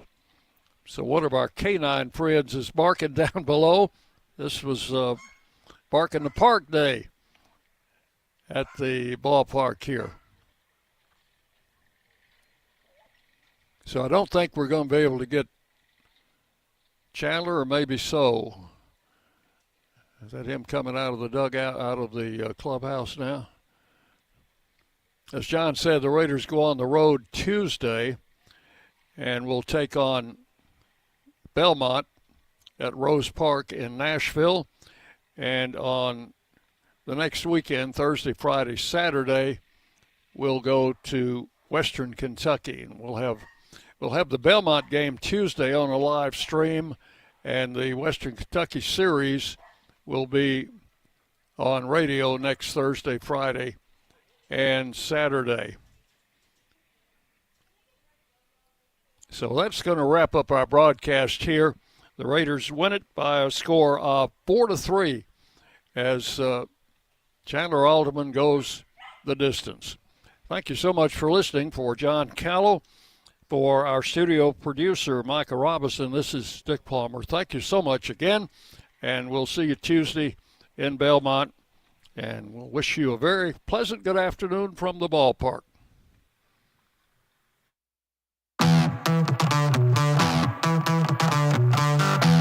Thanks for listening to today's Middle Tennessee State University baseball game. Today's game has been produced by Van Wagner College through the facilities of WGNS Radio. The content of today's game is owned by Van Wagner College and the Blue Raider Network and may not be reproduced without express written permission of Middle Tennessee State University and Van Wagner College. Be sure to join us next time for more Middle Tennessee baseball here on the Blue Raider Network. We now return to regular programming on News Radio WGNS.